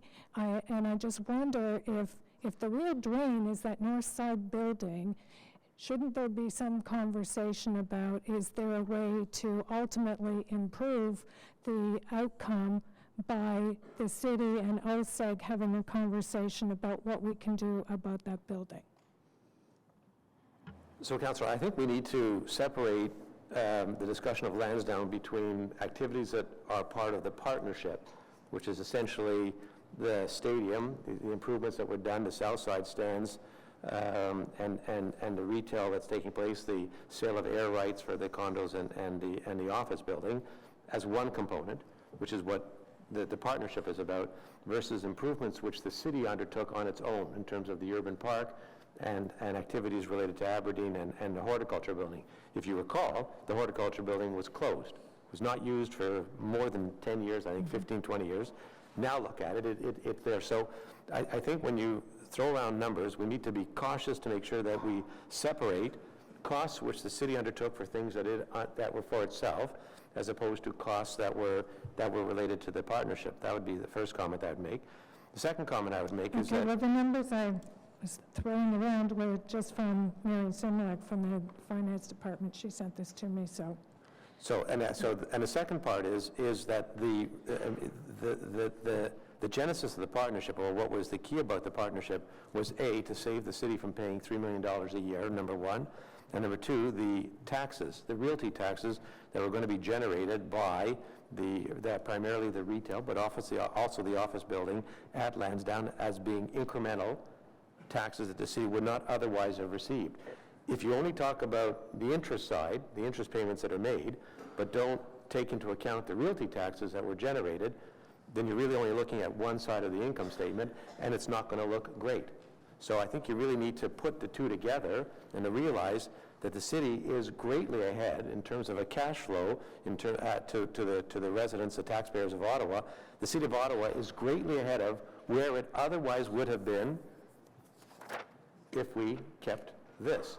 So we have an after situation, which on a cash flow basis to the city, when you take it all into context, the city is way ahead of where it used to be. So that would be my caution in just when we throw around numbers, to be careful about that. Okay, well, But to get to your point, also, your second point, yes, we are looking closely at what is taking place in the North Side stands. And it's not just because that I'm a South Sider who believes that North Side sucks, but we recognize, we hear from our fans that the experiences that they have on the South Side are tremendously better than the North Side. And we understand that. We, as Mark said, we do surveys after every event that we hold, both in the arena and in the stadium, and we understand that feedback. That's part of what we're trying to get together, and I recognize that that's what you want to hear today, but we're just not ready yet today. We're still in the midst of trying to determine internally what makes sense. Once we do that, then we come to our partners at the city, and then we continue the process. okay, I'm not looking to have a big debate on the finances at Lansdowne Park. I mean, I agree with you that the state of Lansdowne pre this partnership was much worse, and this is much better. I completely agree with that. I don't dispute that. I don't know, I mean, because we didn't do an RFP, we don't know what else we could have done with the site, but that ship has sailed. It doesn't matter to me. That ship has sailed now. I think it's in everyone's interest to make sure that the site is the best it can be animated, and have the best return on investment, both for the OSEG partnership and for the taxpayers of this city. I mean, taxpayers have put, whether you like it or not, $154 million investment, which costs money, into Lansdowne Park. And frankly, we don't have a single use of that stadium. So that's a reality. So I'm just saying, if the north side stands is the major drain on the site that's creating structural financial problems going forward, then isn't it time that we sat down, had a conversation about how we might address that building? Because it's a long partnership, and if the building's already difficult to maintain and expensive to maintain and draining to maintain now, then isn't that something that we should consider to try and right this ship going forward so the site performs even better than it does today? That's all I'm saying. We couldn't agree with you more, Councillor. Absolutely. And we also couldn't agree more with Councillor Menard, that we need to be engaging in discussions. Unfortunately, it's not just the City of Ottawa and OSEG that controls access to a tremendous asset, the Rideau Canal. That's something that we have to talk to, and we are talking to the NCC and Parks Canada as partners in this whole process. I think there are tremendous opportunities that can be done to improve the situation. I'll give just a small example. The NCC closes the driveway for Winterlude, and we have events taking place at the same time. Well, if one of our key access points to getting into Lansdowne is closed, it jams up Bank Street incredibly. So, I mean, these are situations, this is something new, and these are, I'm not blaming anybody for that experience. That's just, I think the Parkway's been closed for 20 years of Winterlude. Is there a better way of doing things? And the good news from what I see and what Mark is seeing is that there's a willingness now by Parks Canada, by the NCC, by the city to talk about how can we do things better. The fact that we've done it in a certain way in the past, okay, but if there's a better way to do now to reflect the changed conditions at Lansdowne and result in a better experience for the neighbors, we should, add in the new bridge that's going to be completed hopefully very soon to open up access to Ottawa East. I mean, these are all tremendous improvements that will, I see a much greater willingness by partners beyond just the City of Ottawa and OSEG to try to look at, situations and how we can make it better. And that's what we're committed to do. And I know Councillor Menard has had meetings with Mark and the team, and we encourage that activity to take place more and more. Great, thank you. Thank you very much, Councillor, and I want to thank you for coming out and presenting today. I think a real path to victory is continually going for those Grey Cups, and our 67's doing well, which you seem to be doing. I don't know how you orchestrated that, but it's working quite well. So on this, is this report received? Great, thank you. So on to our next item of the agenda. Thank you for coming out today.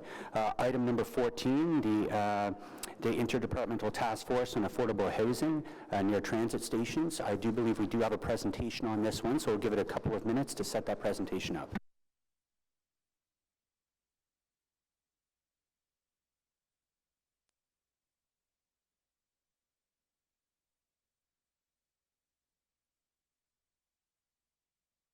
At this point, I'm going to ask Councillor Harder, we have two motions. If you can read those motions, Councillor Harder. Thank you, Acting Chair. So I have, on this item, I have two motions. One is just a correction of two typos, and that is a technical amendment to fix inconsistencies with the report. Therefore, be it resolved that Finance and Economic Development Committee, that Finance and Economic Development, the Planning Committee amend, I think it's that, anyway, that Finance and Economic Development Committee amend the staff report before it rises to council to correct the inconsistencies. Are we going to put this up on the screen? Just in case anybody, so it's two typos in that one.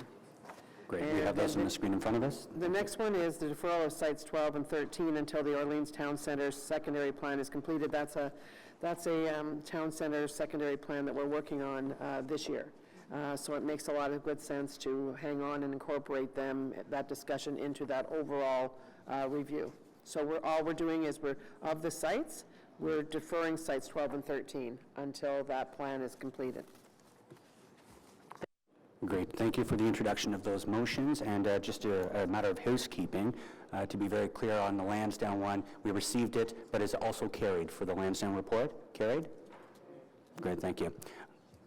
Keeping me in line over here. All right, so I think we're all ready for our presentation today. Maybe Steve, you can introduce who's with you, and the floor is yours. Thank you, Mr. Vice Chair. Pleased to have representatives of the team from the Interdepartmental Task Force on Affordable Housing. I have Saeed Sayed, who's Program Manager for Affordable Housing Branch, and he's actually going to be sharing the presentation with me, doing part of it. I also have Alain Miguelez, who's the Manager of Policy and Economic Development Long Range Planning. Alain va m'aider à répondre aux questions en français, and Robin Suchin from our Corporate Real Estate Office as well.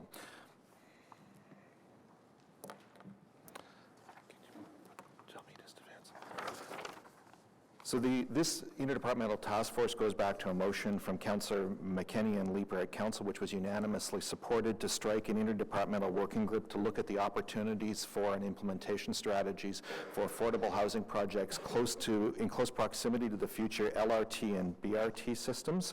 And we were asked to look at this from the perspective of both the site opportunities from a planning perspective and realty perspective, but also look at implementation models. So this is the first of two reports that will come before council. The first part dealing with the sites that have potential for affordable housing purposes, and as I will explain later, we categorize the sites into short, medium, and long-term opportunities. This portion of the report's at FEDCO because it is a real estate question. Council has to approve an exception to the disposal and real property policy, which is part of the recommendations today. The second part, which Saeed will explain later, will come later in the year, which is what we call the bricks and mortar strategy, which is how do you take these sites and actually getting affordable housing projects on them, and that will come later on. This has been a true interdepartmental effort from the four departments that are involved. I want to thank my colleagues Janice Burrell, Marion Similuk, and John Manconi for providing me as chair of this group the support and resources from the technical team required to pull this off. So as I indicated, the Interdepartmental Working Group had representation from the Housing Branch, the Community and Social Services Department, it's Shelley Van Buskirk and Saeed Sayed.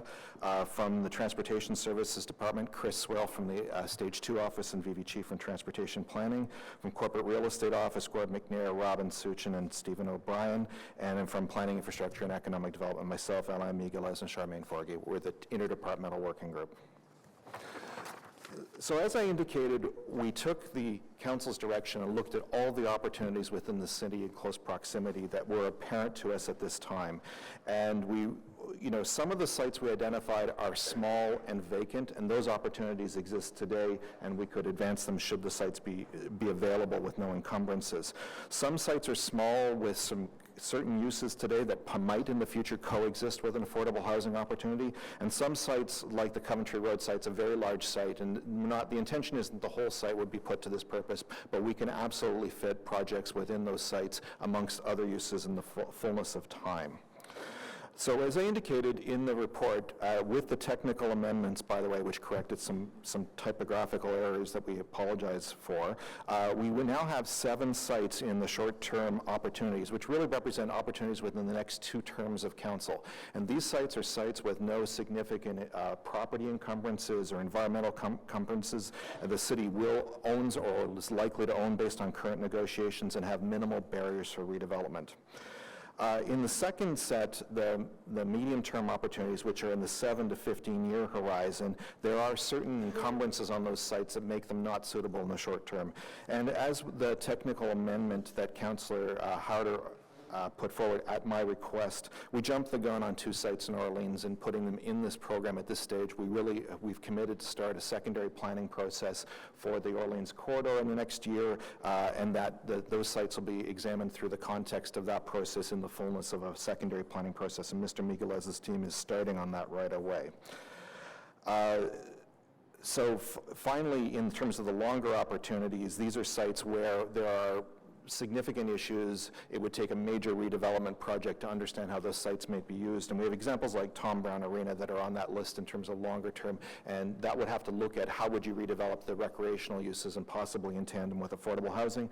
Certainly we see that in other cities where other civic uses such as recreation are on the same sites, and so Toronto and Vancouver are doing that, and that's the type of model we're looking at for some of those longer term opportunities. So because they're more complex, it will take us more time to get to them. Now, we do have built into this report, this task force will review sites on a routine basis. We have a 2-year review process to see where we're at, whether sites can move up or whether or not we have to adjust it. And Councillor Brockington isn't here right now, but he did talk to me before he left. He actually pointed out to me an opportunity that we had not picked up on, and that's the example. Like certain other governments may be disposing of sites, they may come up and may be available, and we can put those on the sites, and that's part of the 2-year review opportunity as well. So with that, I'll turn over to Mr. Sayer, who will explain to the implementation aspects of this. Okay, thank you, Mr. Willis. So with respect to the next steps, evaluation of some of the sites is actually currently underway. However, most sites, or most of the short-term sites, will require further study to develop viable community design and building plans, and to determine what mix of housing types and tenures and recommendations for funding and financing that we consider over this term of council and possibly the next term of council. Because of the complexity of all the sites, this evaluation will unfold differently for each site within the framework of the confines of the short-term sites being reviewed during this term of council. So basically, we'll try to get through all the short-term sites this term of council with a plan for those 7 sites. With respect to the review of each site, staff from Housing, Planning, and Corporate Services will consider the following. 1, the potential acquisition or control over the non-city owned sites, so this includes mostly federal sites and the possibility of provincial sites as well. 2, affordable housing groups, both private sector and not-for-profit sector groups, capable of partnering with the city to deliver housing on each site. And affordable housing strategies, programs, and incentives that will be considered by council this year under our 10-year housing and homelessness plan refresh will also play into how we develop a strategy for these sites moving forward. And in addition to that, it gets a little bit complicated, but we do have the National Housing Strategy, which speaks to a number of federal and also federal provincial programs that we anticipate coming later this year. Some of those are already in effect, such as the National Co-Investment Fund, which is administered by CMHC, the Federal Lands Initiative, and the National Rental Financing Construction Initiative.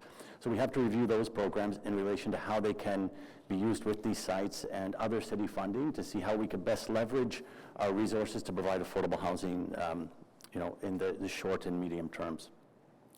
We look at models for funding and financing of construction and operations involving both the public and not-for-profit agencies as well as the private sector.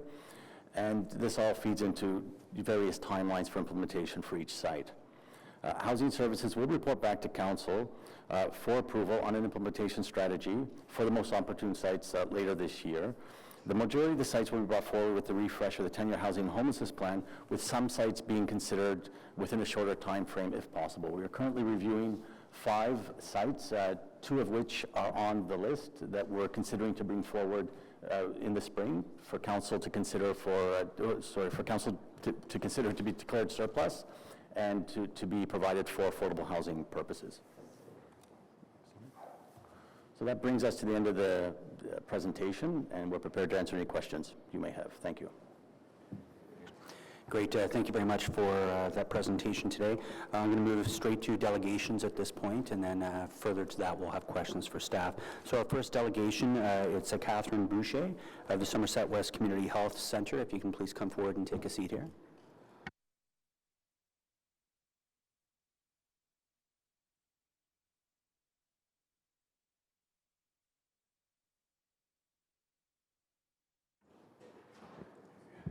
Great, Madame Boucher. We've also received your comments. We do have a copy of those. You have 5 minutes. The floor is yours. Thank you. Bonjour, good morning. Thank you for the opportunity to submit our comments on the recommended sites for affordable housing near Rapid Transit Station. My name is Catherine Boucher, and I'm here representing the Somerset West Steering Committee for our Building Communities Together project. I've also participated as a member of the community working group that provided input to the city's interdepartmental task force. Somerset West provides primary health care, health promotion, and community development in West Central Ottawa, an area that is seeing rapid development and a decrease in affordable housing options. We see firsthand how a lack of safe, adequate, and affordable housing impacts on the health and well-being of the communities we serve. To work towards addressing this, a coalition of community members, groups, and organizations, which we referred to as the Stewards Table, has formed to advocate for the retention and expansion of affordable housing in our area.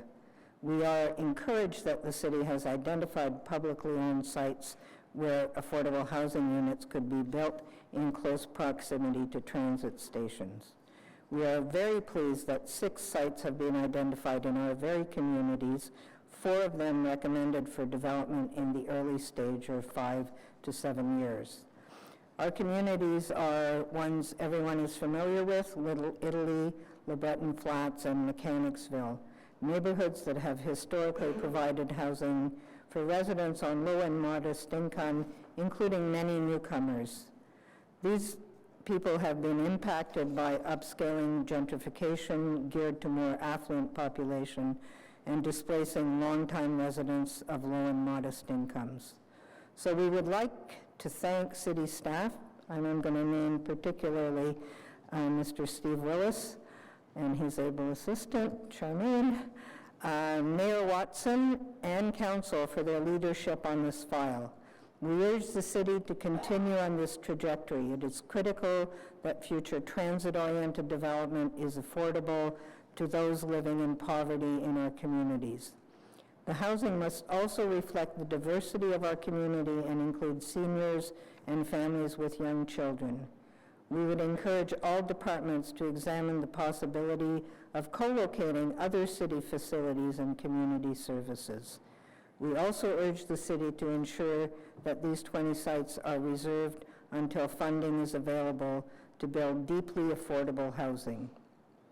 The city's allocation of $15 million in the 2019 budget has responded to the community's call for investment in affordable housing, and coupled with the identification of land, these measures are welcome first steps to begin addressing the homelessness and affordable housing crisis we face.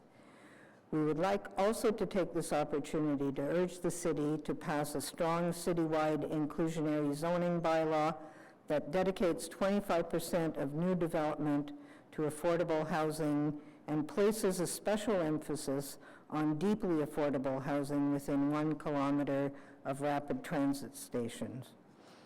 We also wish to request that council ensure that all available government-owned land within a kilometer of rapid transit stations is used through nonprofit and co-op housing, and to create a 2019-2022 term of council priority that integrates transit and planning with clear, affordable targets. We look to you for leadership and commitment on meeting this most basic and immediate need, and we thank you for your time, consideration, and energy. I don't often come to thank you, but I am here. We like that. Come again. And I think all the other people are going to thank you too. So I do want to personally thank you. This has been a year of really good work. I want to thank, as I say, Mr. Willis, and now it goes over to Saeed, and we'll be talking to him. And I think this is a great thing that might happen, and I'm really looking forward to getting the LRT going down and having people go on it who really need to live close to rapid transit. Thank you. Thank you for that presentation. And just before you leave, is there any questions to delegation? Seeing none, thank you very much, Madame Boucher. Our next is Kristen Holsky, the Executive Director of the Alliance to End Homelessness of Ottawa.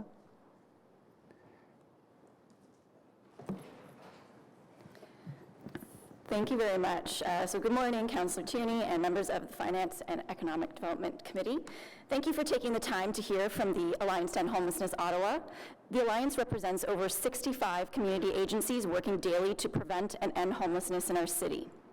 We know that livable cities are the foundation of a strong, resilient community, a sustainable economy, and a place where people can thrive.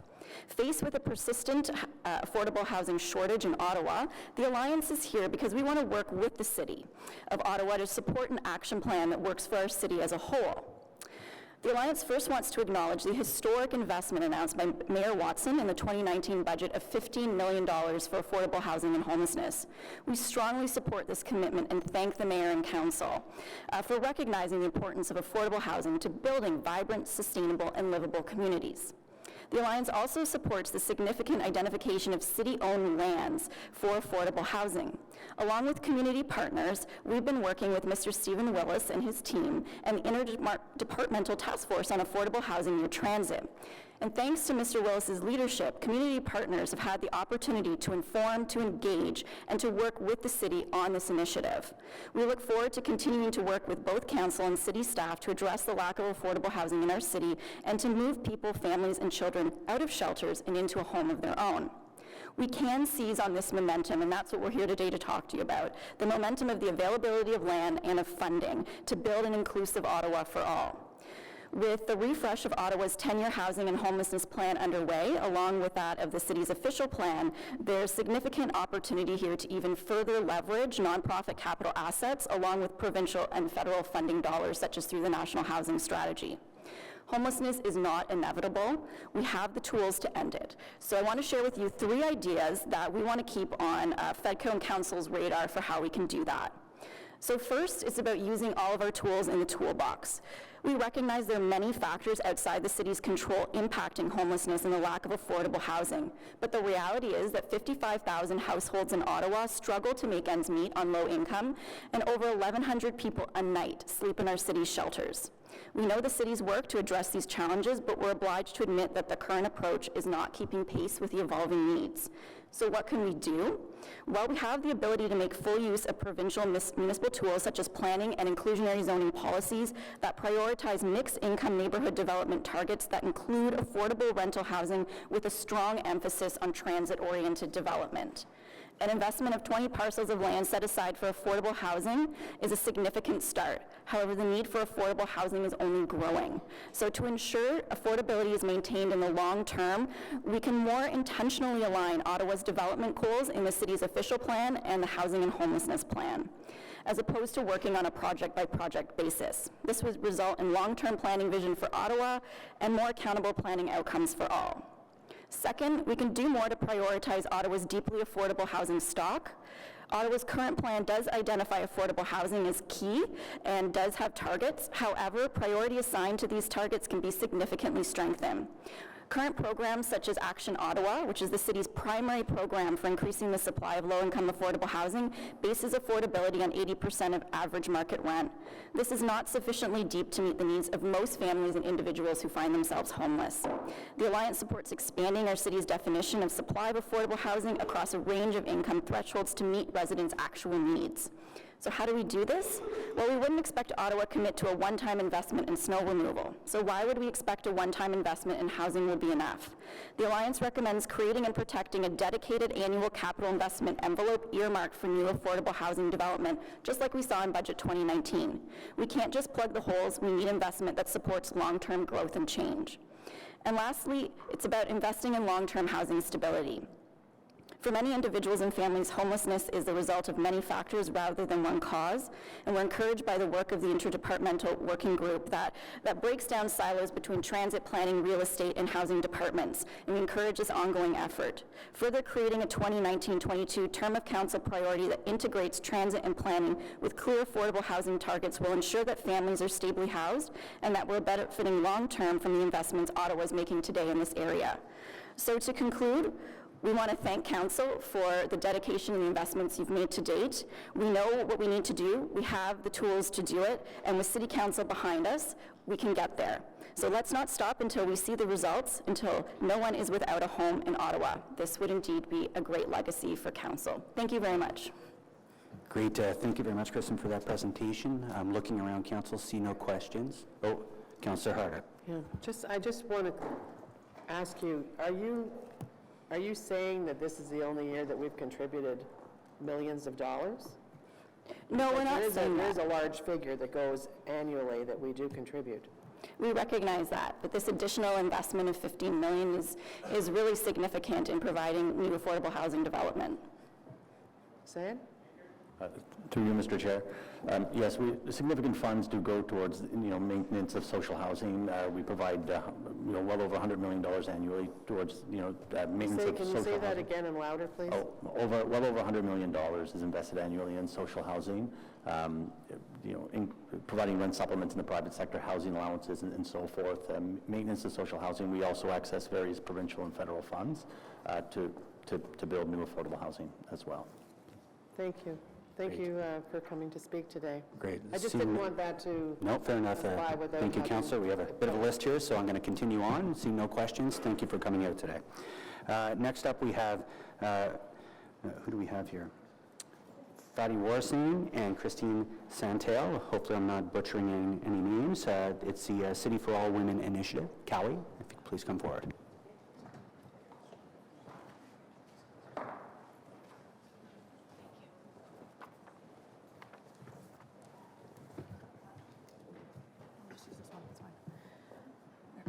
Great, you're no strangers to this environment, so you have 5 minutes. The floor is yours.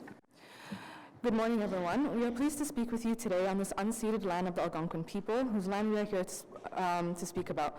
My name is Fathiya Warsame, and I'm joined by Christine Santelay, who will be speaking in French, so if needed, you may want to put your headsets on.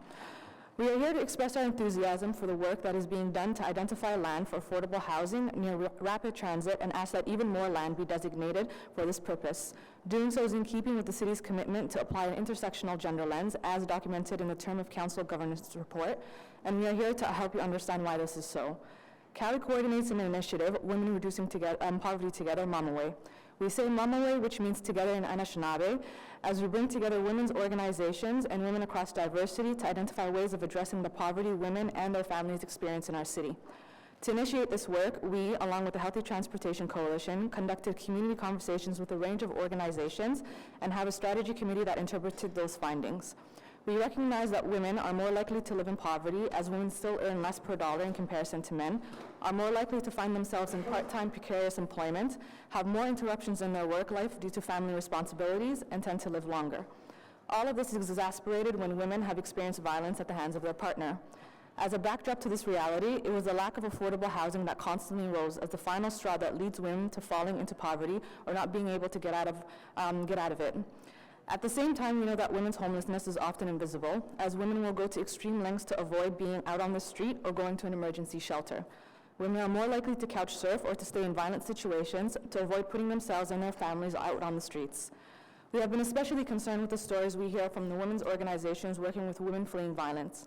The violence against women's shelters, as well as emergency shelters, are full. This is in part due to women staying in the VAW shelters longer, as they cannot find affordable housing. We also know that it is when a woman tries to leave or is close to leaving an abusive partner that the risk of severe injury, even death, significantly increases. A common point we hear is how difficult it is for staff to turn these women away, knowing the violence that awaits them when they inevitably do. Nous savons tous qu'il y a une crise du logement dans notre ville et nous sommes ravis que le conseil municipal se soit engagé à investir 15 millions de dollars en fonds d'immobilisation pour le logement abordable. Le rapport aujourd'hui est crucial, tout comme le sera l'emplacement de ces futurs logements. La semaine dernière, dans le cadre du projet des femmes combattant ensemble la pauvreté, Mamawi, 140 femmes ont assisté à un forum. À la fin de cette députation, vous trouverez un graphique sur 2 pages qui représente les idées que nous y avons partagées. Qu'elles soient immigrantes, racialisées, autochtones, handicapées, trans, jeunes ou âgées, les femmes ont tout un récit qui exprime ce qu'il leur faut à elles et leurs familles pour satisfaire leurs besoins en matière de logement. Un point commun, surtout chez les femmes qui ont des enfants, est le besoin de connectivité. En général, les femmes utilisent le transport en commun différemment des hommes. Plutôt que de se rendre directement au travail et d'en revenir, les femmes ont tendance à faire plusieurs arrêts pour aller chercher les enfants ou faire leurs courses.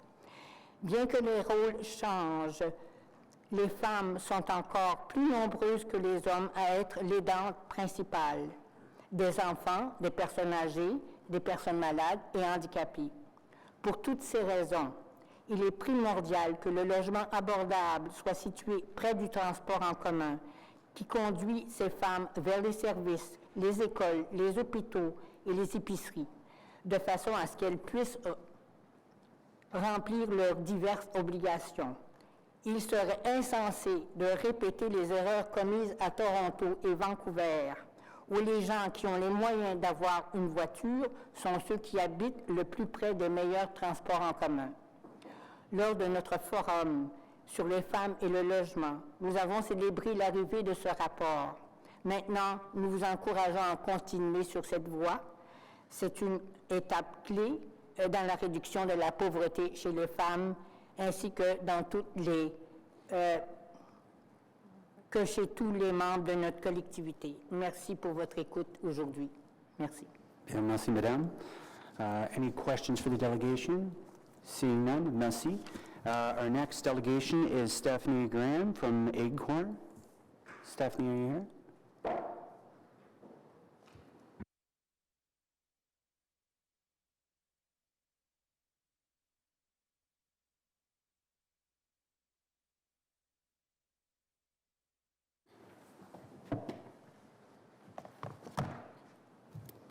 Thank you. Good morning. My name is Stephanie Graham, and I'd like to thank you, Mr. Chair, and the councillors for inviting us to speak. ACORN is an association of community organizations for reform now. We work in association with various community organizations who support us by ensuring the needs of lower and moderate income families are met by making meaningful reforms related to housing, economic, and social issues. We are an independent organization which operates on membership dues and individual donations from interest parties. We do not rely on government or big company funding for our community organizing. This is so we can operate independently. Our membership is made up of moderate and low-income families, and we decide independently on which issues we want to work on based on our lived experiences. Recently, we held a rally outside City Hall with 7 other organizations, some of which are also speaking here today. almost 200 people met to support more city funding for affordable and deeply affordable housing near rapid transit. There's a lot of support for this idea. Low-income people can't afford vehicles or the expenses that are incurred with them. This is why housing for low-income people close to the LRT and rapid bus transit stations is so important. That is why our campaign for affordable housing near rapid transit also calls on City Council to pass a strong citywide bylaw for inclusionary zoning that includes 25% of new development be dedicated to affordable housing and place special emphasis on deeply affordable housing within 1 kilometer of rapid transit stations.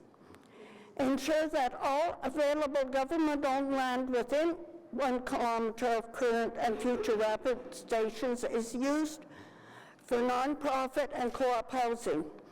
Create a 2019-2022 term of council priority that integrates transit and planning with clear, affordable housing targets. We have been working with Stephen Willis, who I'd like to thank for including us in his program, and his team to provide input on this report, and are happy to see the city's commitment to reserving land and funding for affordable housing near rapid transit. ACORN and its members urge you to support these requests.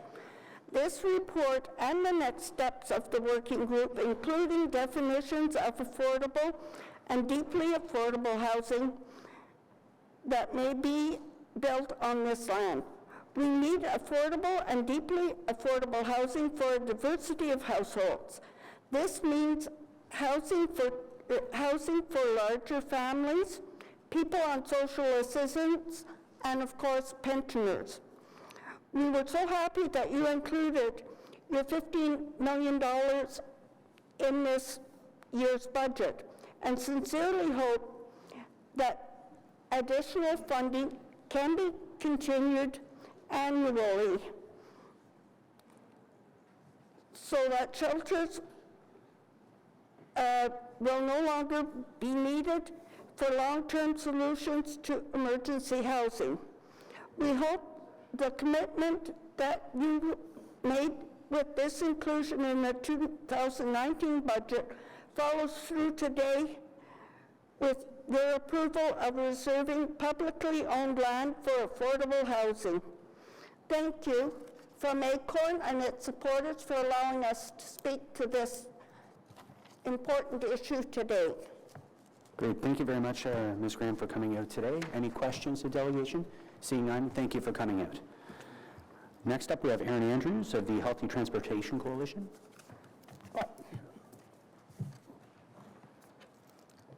Thank you.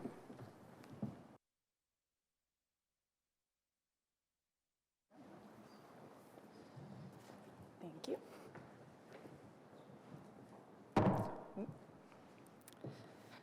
Hi, Erin, you have 5 minutes. The floor is yours. Thanks. My name is Erin Andrews. I'm from Ottawa, and I'm a member of the Healthy Transportation Coalition. I've spoken at the Planning Committee and others about my concern over the housing crisis that Ottawa is facing. We currently have only a 1% vacancy rate and thousands of people on the waiting list for affordable housing. I'm concerned about making sure that people who are living on low incomes have access to adequate housing and mobility. But I want to start by taking this opportunity to thank you, the staff and councillors, everybody involved for your leadership this year in addressing the housing crisis in Ottawa. Committing $15 million for building new affordable housing is a huge step and one that we should all celebrate.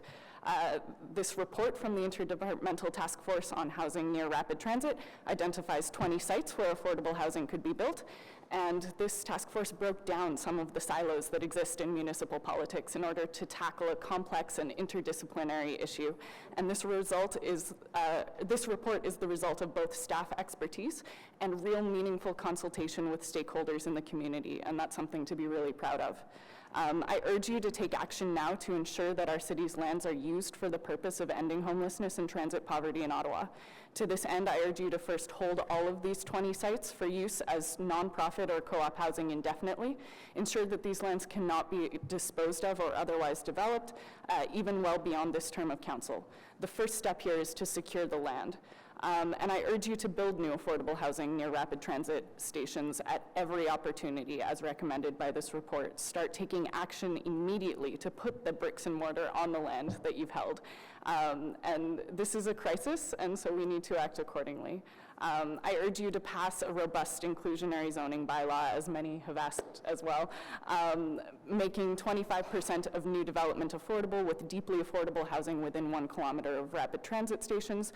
I urge you to make a term of council priority that integrates affordable housing and transit planning, and to set clear, measurable housing targets so you can monitor and evaluate your progress. And finally, I urge you not to stop at $15 million for 2019.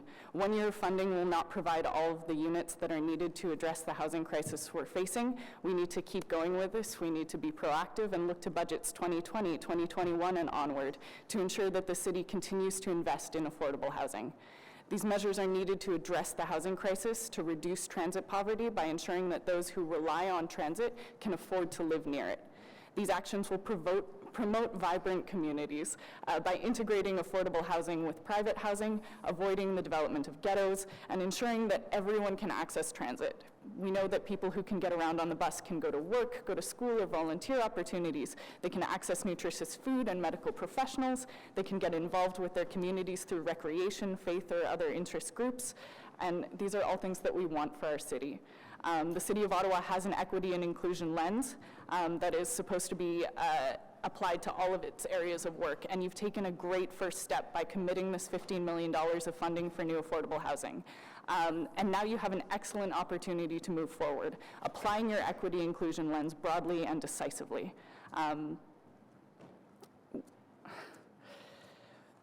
We need a city where transit and housing are considered in tandem, and where equitable access to both of these things are planned for. You have a team of brilliant and hardworking staff who have prepared a report recommending that we take this action to ensure that the needs of Ottawa's most vulnerable are met, and to move towards a more equitable, inclusive, and livable city. Housing and transit are critical for environmental, social, and economic planning for our city. We need equitable transit, and we need to take every opportunity to build affordable housing near rapid transit as part of an equitable housing and transit strategy. I also want to thank our previous delegation for reminding us that we are having this meeting on unceded and unsurrendered Algonquin territory, and I really hope that as we're moving forward with these strategies, we'll make conscious effort to think about reconciliation and making sure that Indigenous needs are considered in our housing strategy. Thank you. Great, thank you very much, Erin, for that presentation. Any questions for the delegation? Seeing none, thank you for coming here today. If you're keeping notes, the first 5 were all very positive and all under 5 minutes, so loving these presentations, keep them coming. Next up, we have Jess Steinberg with the Centertown Citizens Ottawa Corporation.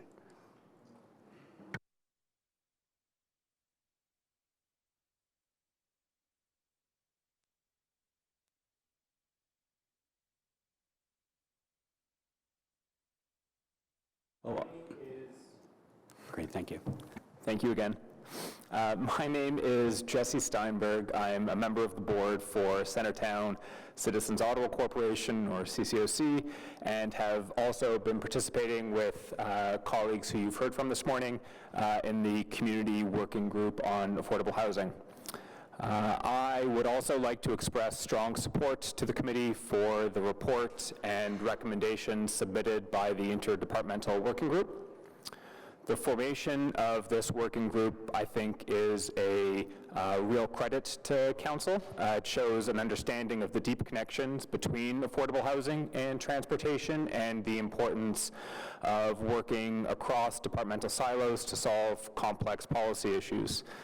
In conjunction with recent budget commitments, this report should stand as an indication of Council's commitment to investing in affordable housing and to ensuring that our investments in public transit contribute to our goal of an equitable and inclusive city.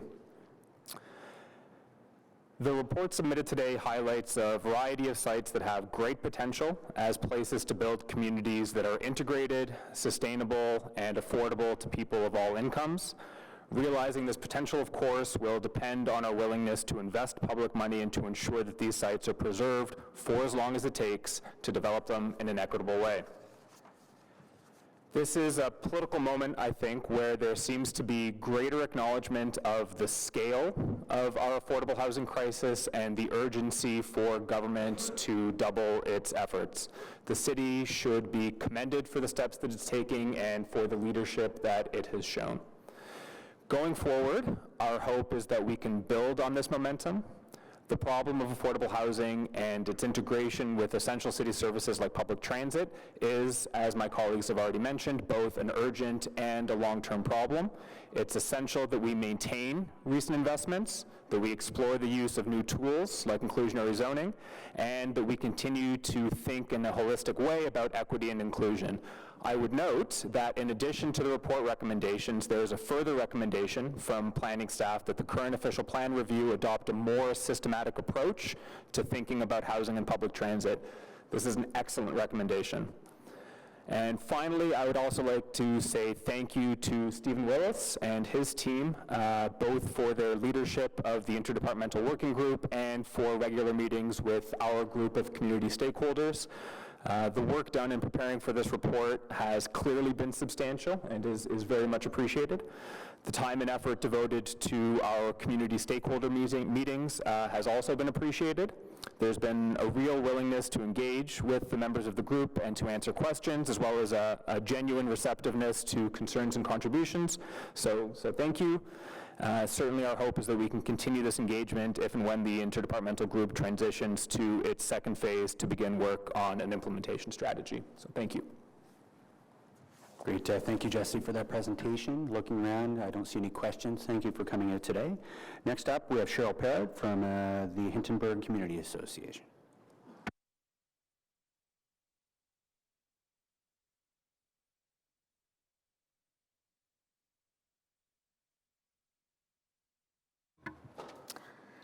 Thank you for this meeting, and it was really interesting. The whole meeting was really interesting. I'm here representing the Hintonburg Community Association, so we're pleased to see this report focusing on affordable housing, and really thanks to the councillors that pushed this forward so that staff came up with this report.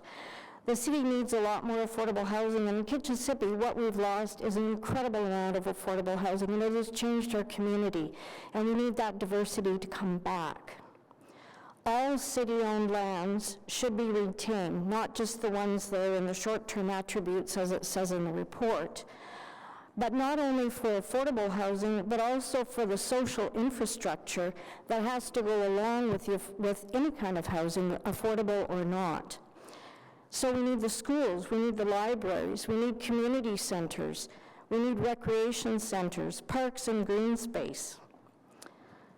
And that's what makes our communities livable, is that social infrastructure that has to go along with it. And there's no mention in the report of that. So without that, our communities just become a huge amount of people that can't go anywhere. We were a little surprised to see Tom Brown Arena and Tom Brown Arena Park on the list. It's a well-used recreational space. It's a community resource for the local community, but also for the city as a hockey arena. It's busy from very early to very late, most days of the year. The school classes walk over for skating. They walk the kids over. Kids learn to skate there. There's Sunday afternoon skating. There's soccer camps in the summer, pick-up soccer games, music festival. And so when Tom Brown comes to the end of its life cycle, we expect to see that this facility will be replaced. We can't lose a well-used recreation center and a park With intensification, we need more, not less. And Tom Brown keeps coming up as a place for development, which is really a little odd. We were surprised at one meeting with developers when they had modeled 30-story buildings on top of this park. And they were told by the city to do this. So we're very intent that we're going to save that park. Could some affordable housing be built on top of it? Absolutely. That would be a great use. But we're not going to lose that park. The Bayview Yards is on your list, and we're happy to see that, and you can thank us for that, really. The neighbors and the community in Hintonburg fought to have that stopped as becoming a permanent engineered snow dump. And that's not that long ago, 15 years ago. We also noted that Tunney's Pasture is not one of the ones that you have identified on your list of 20. It's right at an LRT station. The federal government is looking at redevelopment and housing on it. So why is that not on the list? It's a perfect site. It's a huge site. Clearly, development charges are not providing enough funds for the level of intensification that we're seeing to be able to provide the needed social infrastructure and the land for it.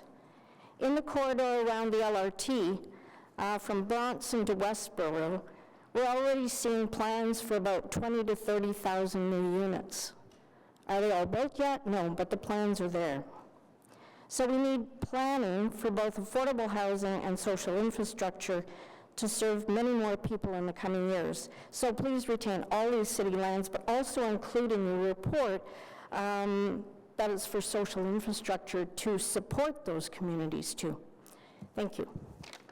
Great, thank you for that presentation. We do have some questions. Councillor Leeper, followed by Councillor Harder. Thanks. So, and Cheryl, we had a good discussion of this this morning, last night?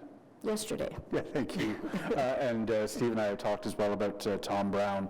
I do want to make sure that staff understand the ask on the part of the Community Association is not to remove Tom Brown from this report as a potential opportunity for affordable housing, but to make clear that if affordable housing moves forward, it would be almost secondary to the recreational purpose that we want to continue to maintain at Tom Brown as well. Absolutely, both the recreational, indoor recreational, as well as the park, because we do need the green space as well.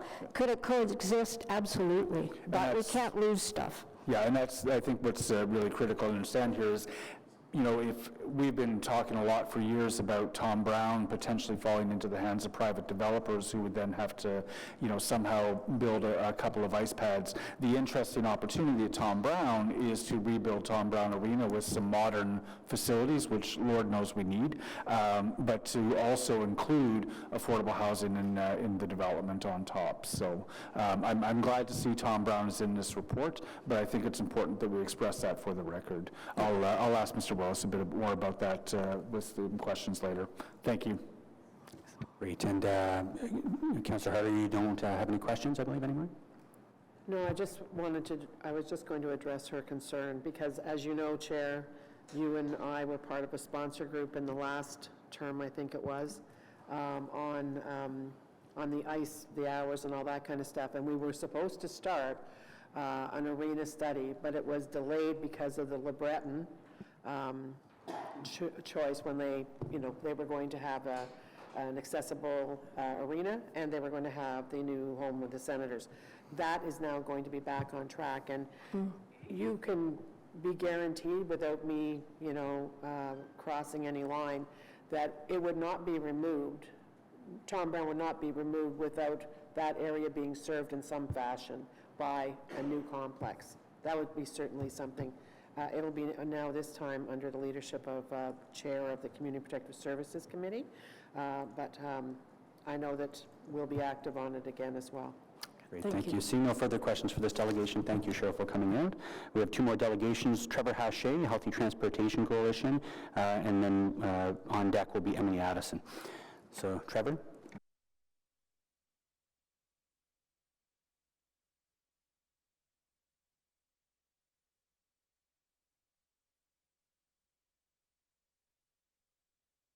Great, you're no stranger to this place. You have 5 minutes, the floor is yours. Thank you, Chair. And good morning, everybody. I just want to recognize also that we are on the unceded traditional territory of the Algonquin peoples, and I've been thinking about how to do more than just say that in words and how to incorporate something more meaningful into my work. And recently, having met with a couple people from the Indigenous community, have talked about the need to include a focus on housing for Indigenous people within this plan and moving forward in the City of Ottawa. So I don't speak for those people, but I think that that's an important conversation that needs to be had in a meaningful way.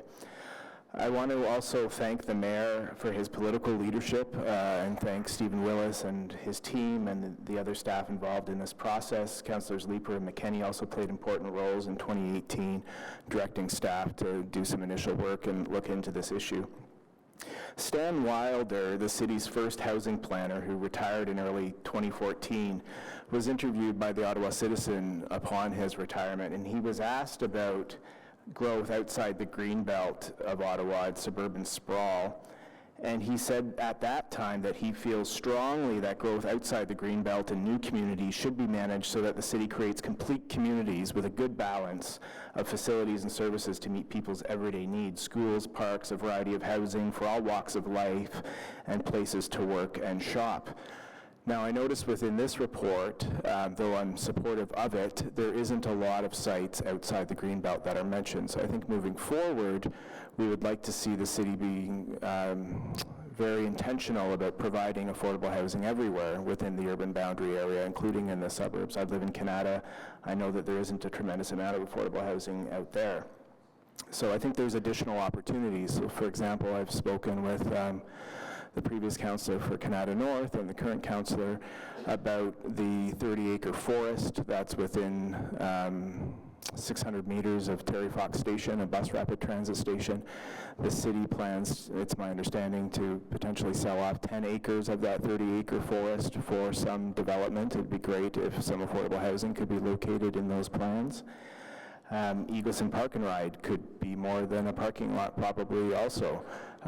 There's potential there, and certainly with Stage 3 LRT coming out, but the existing bus rapid transit station being there, I think that we should be locating more than simply parking lots close to rapid transit stations. And the intention in this report related to Greenboro Station and Baseline stations are very good, to redevelop those and to perhaps keep the parking but build housing on top of it so that it's a greater functioning site. Just to say that the community has been concerned about the issue of affordable housing near rapid transit for some time. I was pleased to be able to meet with the mayor's office back in February 2017, and in the conversation we talked about this issue among other things. We talked about inclusionary zoning. Then in the fall of 2017, we held a Transportation Equity Summit here at City Hall, and a major recommendation coming out of that summit, which a number of councillors around this table attended, was that the city really needs to prioritize affordable housing near rapid transit stations. And prior to Mark Taylor moving on to other things, he was the city's and the mayor's special liaison on housing and homelessness, and we were grateful to have co-hosted a session on the need for affordable housing near rapid transit in April of 2018. And at that time, he sent an email out to all of his colleagues on council and spoke about the fact that we need to make sure that when the train leaves the station, and he was talking about light rail, it leaves no one behind, and that everyone matters and everyone gets a seat. And so I think this report is a great step toward that process. We know that the land is an important piece of the puzzle. We also know that the next important piece is the money to build the housing on top of the land. And so I just want to remind council that there's a tremendous amount of community support for this. More than 1,700 people have signed a petition asking the city to pass a strong inclusionary zoning bylaw that ensures 25% of new developments is dedicated to affordable housing, and that it places a special emphasis on deeply affordable housing within 1 kilometer of rapid transit stations. 2, that the city ensure all government-owned land within 1 kilometer of current and future rapid transit stations are used for nonprofit and co-op housing. 3, that the city create a term of council priority with clear affordable housing targets, and we also need money. So the $15 million in budget 2019 was excellent, and we would urge the mayor and others to push for that amount in all of this term of council's budgets moving forward. Thank you.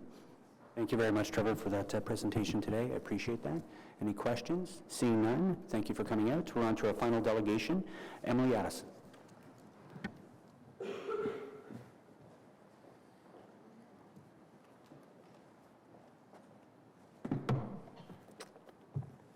Emily, you have 5 minutes. The floor is yours. All right, so I'm a resident of Hintonburg, not here to represent anyone except for myself. I did want to talk about what makes a livable city and livable neighborhoods. I'm very excited about this plan for affordable housing, and I champion affordable housing in our neighborhood because, as Cheryl said, we have been losing a lot of affordable housing in Hintonburg and Mechanicsville in particular.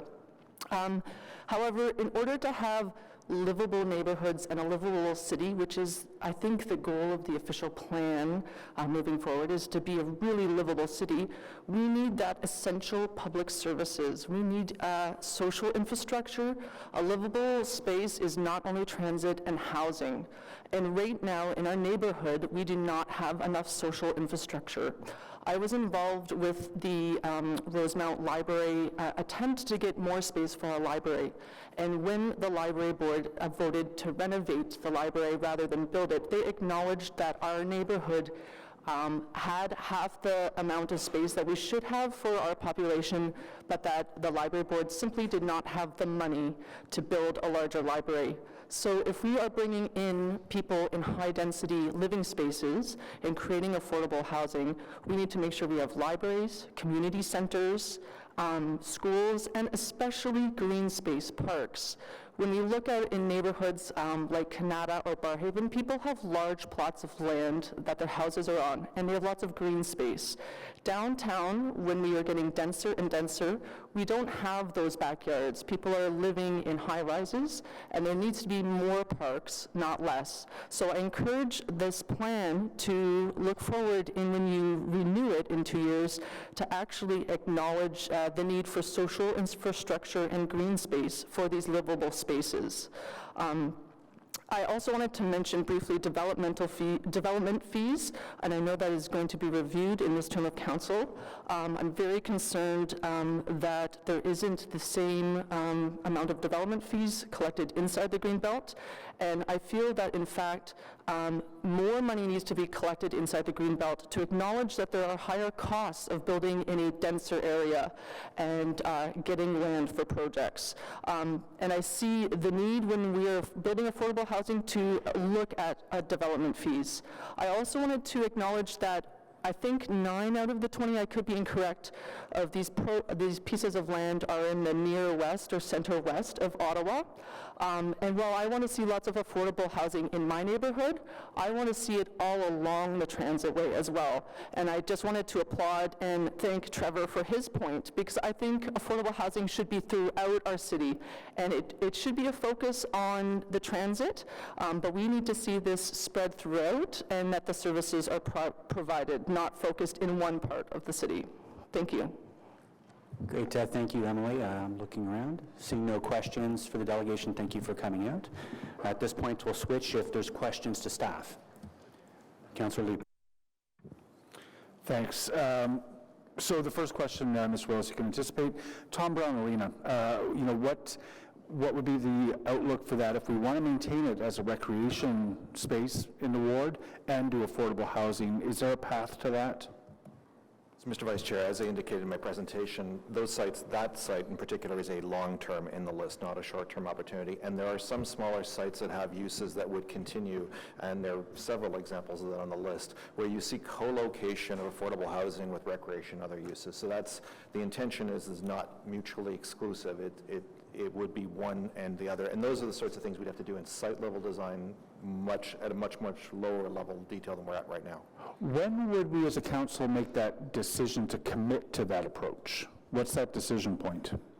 So, Council, we're going to bring to you my colleagues CSSD are going to bring to you the second phase, which is going to be focused on the short-term opportunities. And that's the best outlook, is to look at these things in the short-term opportunities and how they're going to get delivered on a bricks and mortar strategy.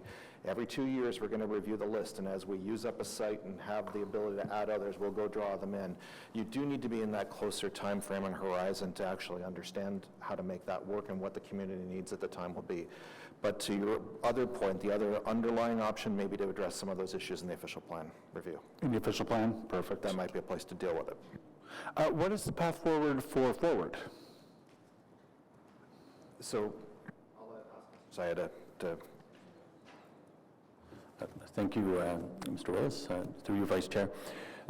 We're planning to declare Forward surplus to city needs later this spring. Okay. And then, depending on recommendations we bring forward to council, we would likely issue some kind of RFP to have it developed for affordable housing this year. One of the things we heard, I mean, we were all shocked in December to hear that the Forward Avenue shelter was closing. And I've heard a lot of discussion in the community about ensuring that it's replaced with housing that is geared toward families, multiple bedrooms, et cetera. Do we have any way of trying to ensure that that's the affordable housing use for which it is put? Through you, Vice Chair. Councillor, we could have those discussions. We haven't made any determination as to exactly what type of affordable housing we'd be placing at Forward, but a mixed household model could possibly work on the site, yes. And so let's chat further about that, because I do have that priority from the community and from my own. Mr. Willis, one of the things we heard is, city-owned lands that are made available for affordable housing takes up a certain amount of that land and leaves less left over for some of the other the social infrastructure that we might need. Something that's going to pay for that social infrastructure is the development charges. We are currently doing a fairly straightforward extension of our development charges, redoing the math, so to speak, for phase one. Are we, before the end of this term of council, going to have that opportunity to create a development charges regime that actually works for where the growth is? So, Mr. Vice Chair, with your indulgence, although that question, with all due respect, Councillor, is out of scope to this report, I can answer it very quickly. So first of all, the development charges bylaw will come up for renewal this term. It must be renewed by the end of May, so we will be bringing reports April, May to council. In that report, the work we've already done has demonstrated, because our CFS department has been asking for, instead of taking cash in lieu for parkland, they're asking for land now in the urban core, not cash in lieu. We need the money to build those parks, so we are upping the investment in the DC charge to actually build park infrastructure in the urban area as part of that renewal, so you will see a change in the way things we've done. Other soft services are highly constrained by provincial legislation, where the charge can only be based on a historic 10 years level of service. So unless the province is more generous with the rules, it will have to just carry this forward, but and improve upon them to the extent that we can. But certainly in the parks area, there'll be significant new investment coming from that area. I know we'll have further discussions about some of the ways to potentially address that as we move through the DC's process. 250 Lanark is on the list. It's currently federal land. A year or so ago, I met with the housing staff and Minister McKenna and housing advocates. I'm really pleased to see that identified as a short-term opportunity, so it sounds like further discussions have happened. Just to answer Ms. Parrott's question, I'm going to assume that Tiny's Pasture has not been listed because there's probably no short-term path to city acquisition of that land. Mr. Vice Chair, when we identified federal parcels, it's because we had had previous discussions or entry-level negotiations or discussions that with respect to Tiny's Pastures, the federal government hasn't reached a point where they've shown their disposal strategy at all. So if things change, if there's an opportunity, we have a mechanism within this report of how the group could review the issue, but just the preconditions didn't exist to get on this list. If there's going to be affordable housing at Tiny's Pasture, it strikes me the most likely path to get there is to use an inclusionary zoning tool when that finally gets into the hands of the private developers. Mr. Vice Chair, I would argue that we probably could have more suasion on the federal government to make it a contractual requirement of their disposal. I actually think that would be more effective and faster. Okay. That's it, Mr. Chair. Thank you. Great, thank you. Councilor Menard. Thanks very much, Mr. Chair, and thanks for the report. It was exciting to see. Of the sites that are listed of the 20, 11 of them are currently municipally owned. And so some of those are going forward for the short-term opportunities. The ones that aren't, though, is there a chance that those remain in the city fold for this type of opportunity, or will they be open up to other development potential over time, the medium to long-term ones that are city-owned? So, Mr. Vice Chair, through you, when council receives and adopts this report, Corporate Real Estate Office, my colleagues here can correct me if I don't get this right, but we have a clear expression of council's intent for those sites. That's enough for them to understand that those sites are reserved for that purpose. There may be other municipal purposes that come up that may need to be accommodated over time, and as we get closer to any of these sites into the medium or the long term, we could look at that in combination, but they would not be, with this report being adopted, a target for disposal. That's why we're seeking seeking the exception to the disposal of real property policy. Okay, that's great news, that they wouldn't be a target for disposal. I think, for personally, what I would suggest is that as long as we can, we hold those for this type of affordable housing that we know is going to be a need over time, that we resist the urge to, say, develop it in a different manner if there's not affordable housing associated with those sites for the medium and long-term city-owned ones. Of course, the federal, provincial, school board-owned ones, those will be different. But anyway, appreciate that answer. Great, thank you very much, Councillor. Any further questions? Seeing none, I do want to thank Steve Willis and his team. Your leadership is instrumental, and when you have 9 delegations coming up with very positive things to say, you've done a tremendous amount of work to make that happen. So at this point, we have 2 motions. So therefore it be resolved, if I can get Councillor Harder to read that, therefore it be resolved for the first motion. We'll vote on that. We'll do the second motion, and we'll go on to the base motion itself. So just to remind you, the first motion, there are 2 typos in it. How much do you want me to read? They're Just correcting therefore be resolved. typos. Carried? The first one is on the screen in front of you right now. Yeah, and it's the deferral, it's the technical amendment to fix inconsistencies within the report. Great. On that item, is that carried? And the second? The second one is the deferral of sites 12 and 13 until the Orleans Town Center secondary plan is completed. Great. On that, is that carried? And on the main motion itself, is that item carried? Carried. Great. Thank you very much. So we'll move to